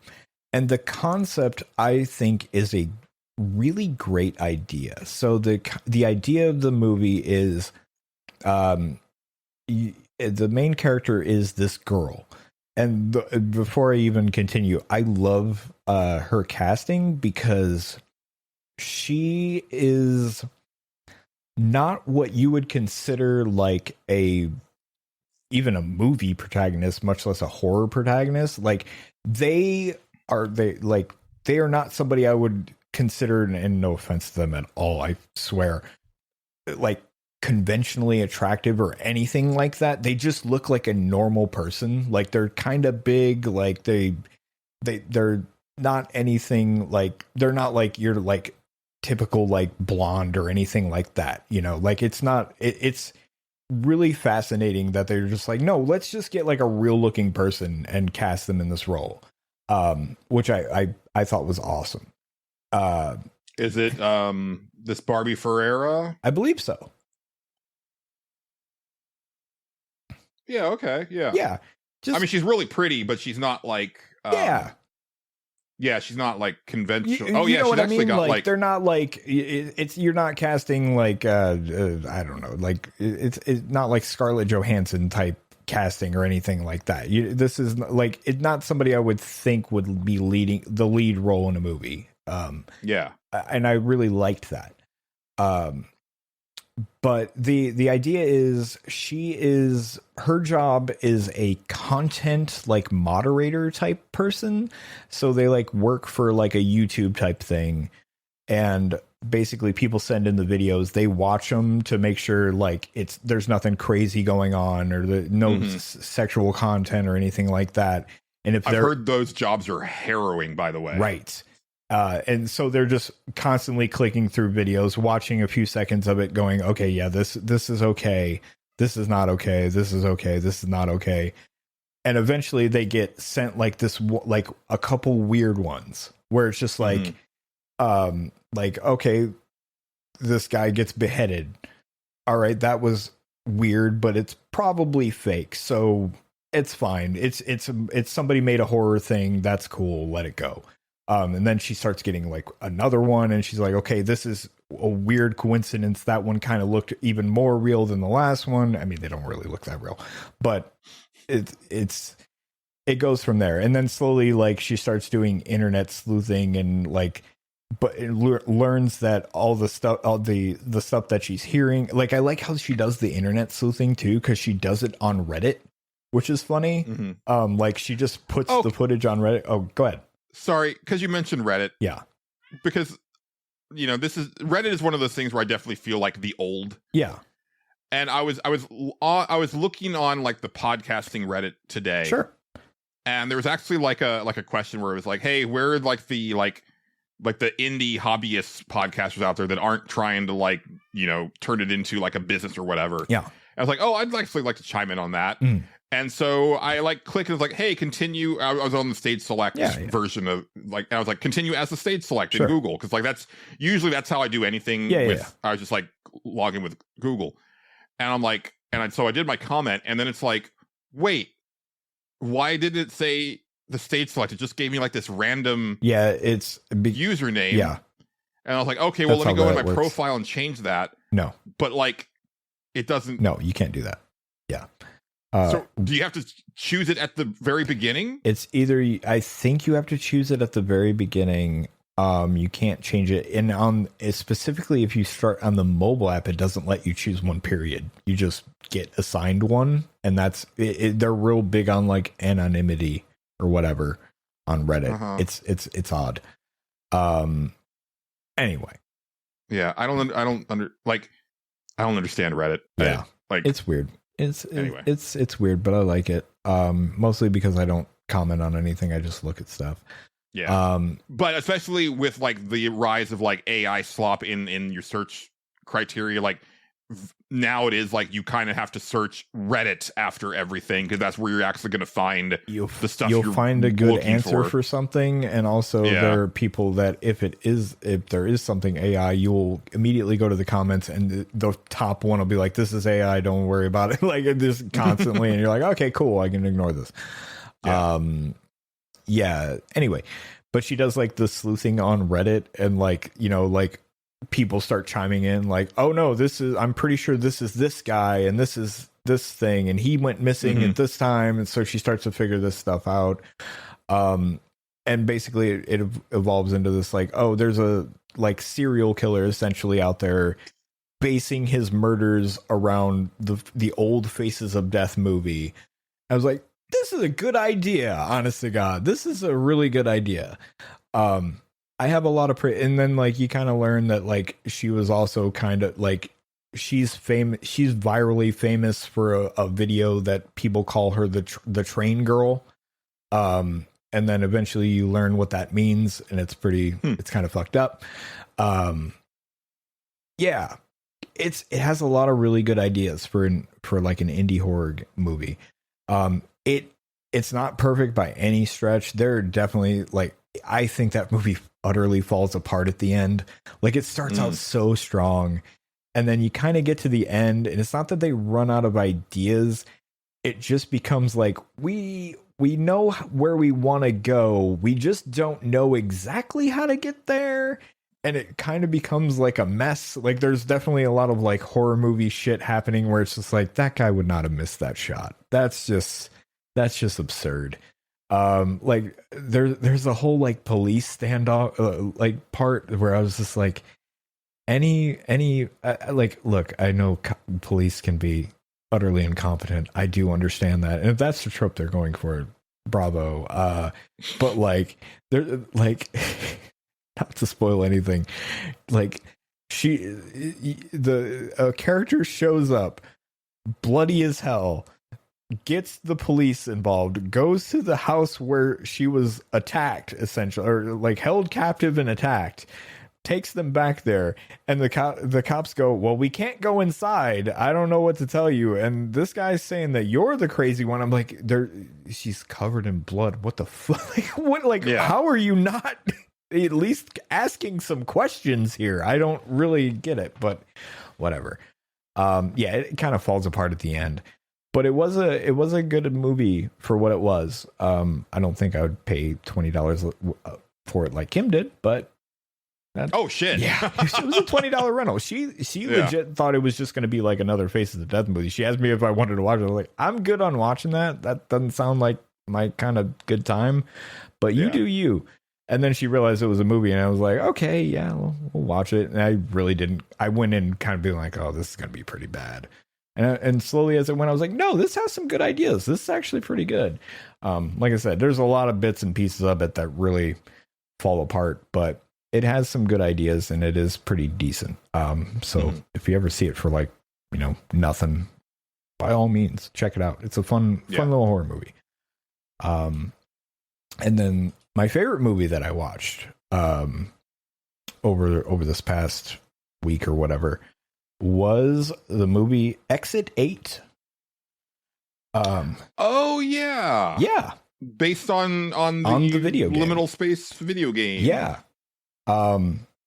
That's a really good movie, Julian. Yeah. It's actually really good. If you're unfamiliar with what Exit 8 the game is, or the movie for that matter, you go through, it's about a man who is going through this like subway exit, and every time he goes through it, it keeps repeating, and he can't, they're sitting there trying to figure out why. And then eventually he reads the sign that says, hey, you got to watch out for anomalies in this subway tunnel. If there's any anomalies, you need to turn back around and go the other way. And that's that. And eventually it progresses. And the way they do it is actually really cool. Like at first it's just like, yeah, he's crossing through this thing and it's repeating. That's really weird. And then slowly he's like naturally learning the rules of it. He's like, okay, I think I did the right thing there because this number changed. That was not like this before. And he slowly is like, okay, I need to start memorizing all this shit because that's important. Like, okay, got it. Yeah, it becomes this movie of like you, the viewer, are starting to look for where the anomaly is and if they're gonna fuck up, and that it becomes like kind of really fun because you're just like, all right, where is it this time? And then you're like double checking because sometimes they're like, I don't see anything, and then like every now and then you're like, oh, it's right there, it's that. Oh, he's gonna fuck up. Is it a Japanese movie? Yes, it is. It is a Japanese movie. It is all in that language. I think I had to turn the closed captions on Amazon to get it to work, or to be able to understand what they're saying. It goes into some like, so the game was just that you walk through the tunnel, you look for anomalies. If you find, weird stuff happens. If you find an anomaly, you turn back around. You need to do this 8 times. The movie goes into like it never fully explains what's happening, which is great, which I like about it. But it gives you like some little tidbits of like theories of what's happening, and that I thought were actually really cool, and like the way they covered some of like the more like crazy shit that does happen in the game, I thought was awesome. Like it was really good. Like it was, I really enjoyed that movie. It was creepy, has some really like, I would not say jump scares, but definitely like some like really fucking creepy bits. Like like when like for example, there's a guy that's constantly and this was in the game too. He's just a guy, and he walks around the corner, goes straight through past you, goes around the corner again. That's it. And he's part of the whole thing. He is there every time. So like, you know, is what's wrong with him this time? All right, nothing. Okay, he's just gonna walk. Great.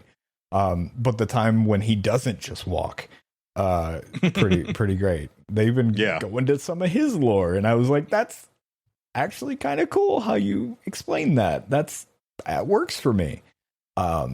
I remember the game being very well regarded, but I think I would probably prefer this in movie form. So you know I'm what? gonna check that out. Yeah, it hits the high points of the game, in my opinion, like very well, and actually has a reason for the main character to be going through this, because in the game it's just like, yeah, you got to get out of this subway tunnel. That's it.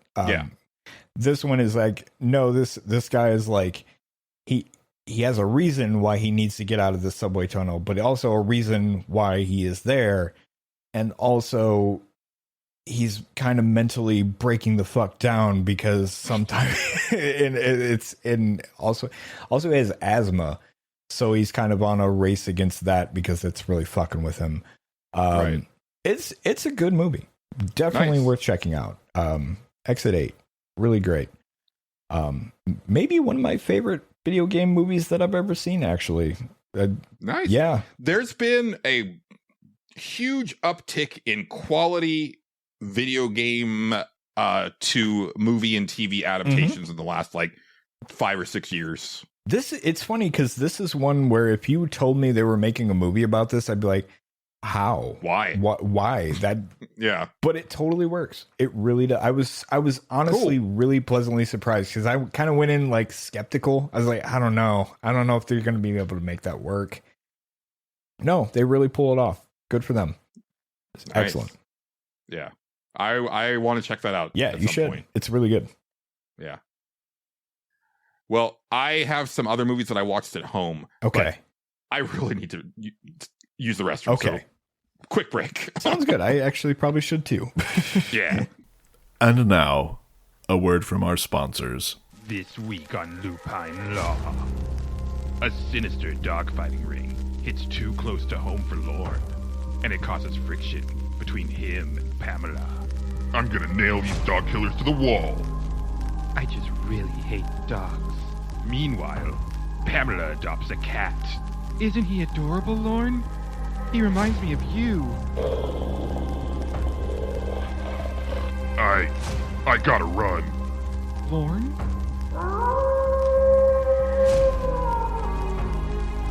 Lupine Law. Friday at 9. All right, and we're back and continuing with the movie train because I actually ended up watching 3 more movies at home. Nice. One of which was actually that same night that I watched all the movies at the theater. I was just in a big movie mood that day. Nice. And this is one where I was just like scrolling through Amazon and this movie popped up. Okay. And I looked at the description and I was like, I kind of have to watch this. Okay. It's called I Like Movies. Okay. I think it came out a couple years ago. Sure. And the description of it was that this socially awkward 17-year-old gets a job at a video rental store and gets into an inappropriate relationship with his manager. Okay. And so people in the free feed have not heard Retailer Therapy yet because that's not going to come out to the free feed until we're done with it. Sure, yeah. And so right now they're only on Patreon. Okay. But people who have listened to Retailer Therapy will understand why I wanted to watch this movie. Gotcha.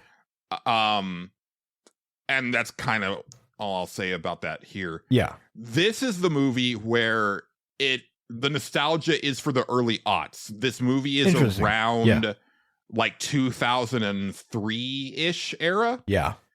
And that was super refreshing because I was like, thank fuck. Like it's time to let the 80s and 90s go, right? Yeah. Like later people need to have their nostalgia. Like, let them have their nostalgia.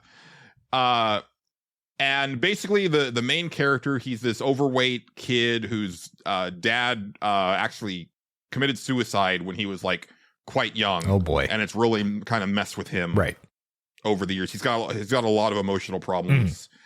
He's super passionate about film. Okay. But a lot like Stacy Rock whatever on Mixtape, he's passionate about film in just like the most pretentious, annoying way. And he's just kind of a shitty person. Okay, good. Kind of across the board. And it did take me out of the movie quite a bit. He's especially shitty to his mom. Oh, okay. And that stuff I can't abide, especially in this scenario where it's like she's a single mother trying to take care of this very difficult kid. Yeah. And just kind of bending over backwards for him, and he's just treating her like shit. But the thrust of it is like he wants to go to film school in New York. Sure. It's set in Canada. He's putting all of his eggs in that basket, even though it doesn't seem like he's got like the grades or whatever to really get into any college, let alone like this prestigious like film school. But he ends up getting a job at this like video rental place, and there's this older woman who's like the manager. So he's like 17. She's probably like, I would say 27 to 30, kind of in that range. Yeah. It's a chain. It's not like a local video store, but it definitely like kind of gave me the feels of like, oh man, this is starting to hit in a certain way of like, having this job, like this really cool job, working with these cool, because like the people that he works with, they're really cool. Yeah. He likes, he gets along with them really well. The manager's really cool. She's nice to him. They kind of strike up a friendship. And there's a part where he looks over at her and she like smiles at him in this way. And I was like, oh shit.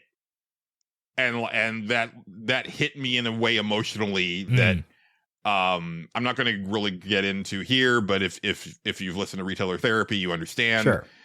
If not, you'll hear it later on down the road, end of the year, probably.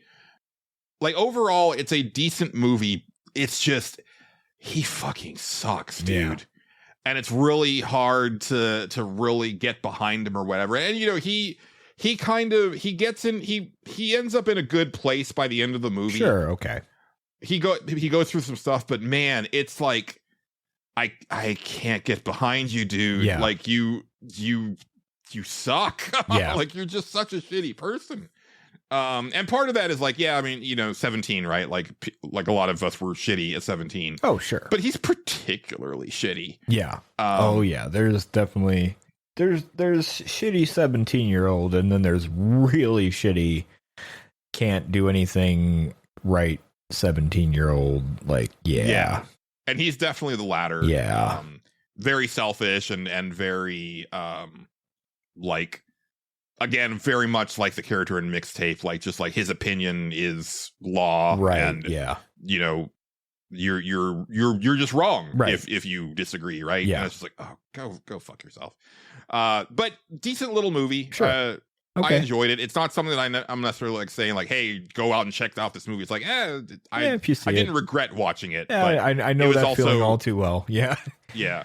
It was also a very specific thing to my personal experience that is the reason why I was interested in it. And then I purchased digitally Ghost Killer. Oh, hold on. Let me... Ghost Killer. Yeah, I want to get her name because now I've seen her in a lot of stuff. Okay. This is starring Akari Takaishi, who is one of the leads in the Baby Assassins movies. Oh, right. Yes. Yeah. She is the crazy one in the Baby Assassins movies. The one who's like more girly, but unhinged. Got ya.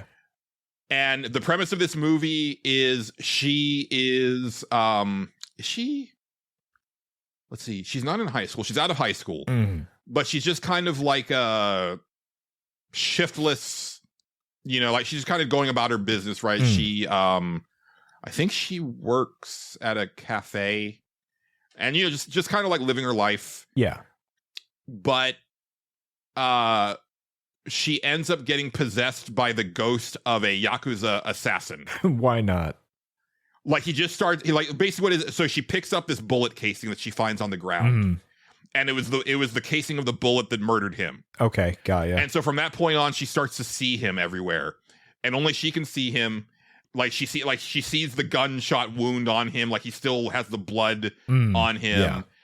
And they find out very quickly that if they grasp hands, he can possess her, and basically she can fight and do a lot of badass shit when he's inside of her. And part of it is like, her friend is involved with this like really shitty host bar club type guy who treats her like shit and beats her and stuff. Sure. And so the first thing that the guy does is he, inhabits her and beats the crap out of this dude. Yeah. But the overall story is that he has a grudge and he needs her to help him satisfy his grudge so that he can move on to the afterlife. And so he has to find his killer and everything. And, it ends up getting involved in like all of this like Yakuza type stuff, trying to get to the bottom of like who killed him and everything. And it's really fucking good, dude. It sounds pretty good. Yeah. So one thing is that her performance is incredible because she's able to switch from her as just this, girl that's trying to deal with this crazy situation, and then in the split second is the dude, right? Yeah, like she goes, but because there's parts where when he's inside of her, she's talking to herself, right? Like they're having conversations, but it's just her, right? And it's like she does it flawlessly. Like the change in demeanor is like immediate, and it's just so well done. The fight choreography is top notch. My only complaint about the movie is that there's a lot of parts where like the bigger action scenes, they show him doing the stuff. And granted, like he's also like a very accomplished, like he's very good at doing the martial arts stuff. But I think it kind of takes away from the gimmick, which is that it's supposed to be this unassuming girl that's doing all of these cool fighting stunts and stuff like that. And especially at the big climax, it's probably like 80% him doing the stuff and like 20% her doing the stuff. And it's like, I just watched 3 Baby Assassins movies. I know that she's got the chops, and I kind of wish that it was in the other direction as far as the amount of screen time for the action scenes. Yeah. But highly recommend, especially if you took my recommendation and have watched Baby Assassins. Ghost Killer is a great follow-up to it. Yeah. I think it's also the same director as Baby Assassins. Oh, okay. So very much in the same vein. Not as funny as Baby Assassins. Sure. But still very well done. Yeah. And I'm at the point now it's like, I will watch anything that she's in. She's great. And then the last thing that I watched is an Amazon original movie called The Wrecking Crew, starring Dave Bautista and Jason Momoa. I've seen this one around a few times, so I've thought about watching it. It is very fun. Okay, yeah. The premise is that they are half brothers that grew up in Hawaii, but Jason Momoa's character has left 10 years ago. They have a really bad relationship with their father. The two brothers have not spoken in the past 10 years. Real bad blood between them. But their father gets run over by a car. And at first, Batista's character doesn't even want to call his brother, but his wife does it. Okay. And the brother is not going to come to the funeral because he's like, I hate my dad. Like, why? And I hate you guys. Like, I don't care. But immediately he gets attacked in his Oklahoma house by some Yakuza. Okay. Because they're looking for something that they said that his father sent him. And he's like, I don't know what you're talking about. Dude, this movie is shockingly violent. Oh, I believe it. Yeah. No, gory violence. Okay. In a way that I was not expecting. These types of action movies, I kind of expect a certain level of. I remember watching the Judge Dredd movie back in the 90s. Sure, yeah. because that movie's rated R, and I remember watching it and being like, I don't know why that movie was rated R, because there wasn't any cussing, there wasn't any blood, there wasn't any sex, but I was like, it must be because of the body count, because he kills a lot of people in that movie, but it's done in the most bloodless way. Yeah. And that's kind of what I expect from this caliber of action movie. Sure, it's like, okay, it's going to be like a lot of like gunshots, but you're not going to see any blood and it's whatever. It's like, oh no, like in the first like scene when Jason Momoa gets attacked by the Yakuza, he like curb stomps this dude against he like falls against a table and like jaw first, and like Momoa just like curb stomps him against it, and it's like there's like body amputations and stuff. It's a gory ass action movie. It's also like the chemistry between Batista and Momoa is excellent. Okay. And I also really like the fact that it is set completely in Hawaii, and the cast is very much what I have come to understand of Hawaii after playing Like a Dragon, where it's like it's mostly native Hawaiian people. And what I mean by natives, I mean like Pacific Islander Hawaiians, right? That's really cool. And Momoa, he's a cop, and he's like, I think our dad was murdered. I don't think this was an accident, right? Especially because I got attacked by the fucking Yakuza. Yeah. And at first it's like he's on his own, but then Batista gets involved. Stephen Root plays like the chief of police, and he's basically like, you boys can't be running around doing this wrecking crew shit, blah blah blah. Right. Yeah. But then at the same time, he's like, but also let me give you this intel that I've got. Yeah. Well, sounds right. It's just a really fun action movie. I would watch a sequel in a heartbeat. They're really good together. And yeah, it's a lot of fun. Really, really good action set pieces. Morena Baccarin is in it from, Firefly, obviously, but also she's like Deadpool's girlfriend in the Deadpool movies. Okay, she's been in a lot more high-profile stuff lately. I always like to see her, but she's really good in this. Really fun little action movie. It always looked fun. Yeah, I put it on our watch list at one point, and we just never watched it. Probably watched something I didn't dumb. expect much from it, and I was thoroughly surprised. Yeah. It was quite I entertaining. was just like, this looks like a dumb action movie. I'll watch this. And then, we just didn't watch it. But yeah. But no, I do very much recommend it. Nice. It was a lot of fun. Yeah. But that's it for me for the week. Yeah, that's it for me. It's a lot. I want to. There's some other movies coming out soon that I want to watch. Oh yeah, I want to watch Is God Is, hopefully before next episode. Okay. Which is a very cool looking like revenge movie. It's like a mostly black cast, and it's basically these twin daughters are told by their mother that their dad is still alive and they need to go kill him because he set all three of them on fire when they were kids. Okay. Like he's like like they call him the monster. Got it. And like the cast is incredible, and it's got like very cool like kind of Tarantino-ish vibes. Sure. And yeah. I'm like, okay, yeah, I want to check this out. Yeah. So hopefully I'll get a chance to do that by next episode. All right. But I think that's going to be a show, Justin. I wanted to do some CQC tonight, but I'm tired. I'm tired too. Yeah, no, I hear you. It's already it's God's Day for Injustice Neck of the Woods, and yeah, I would like sleep. But right. We'll go ahead and start wrapping things up.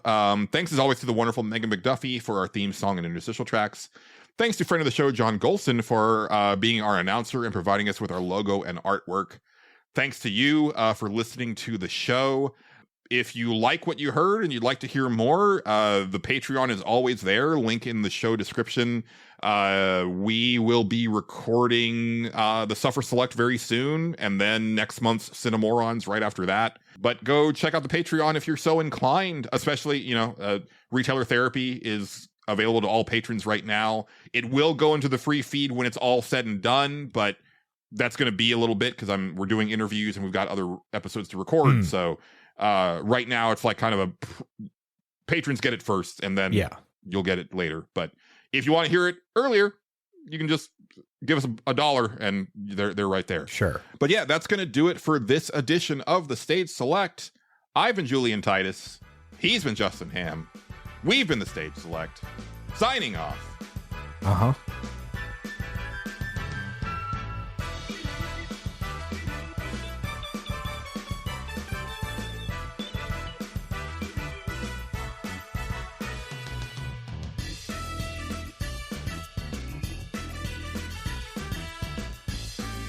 The Stage Select is copyrighted and owned by Space Monkey Mafia Productions, specializing in independent podcasting. Please consider sharing the show with your friends and support us by joining our Patreon or donating to our coffee. Thank you, and good night.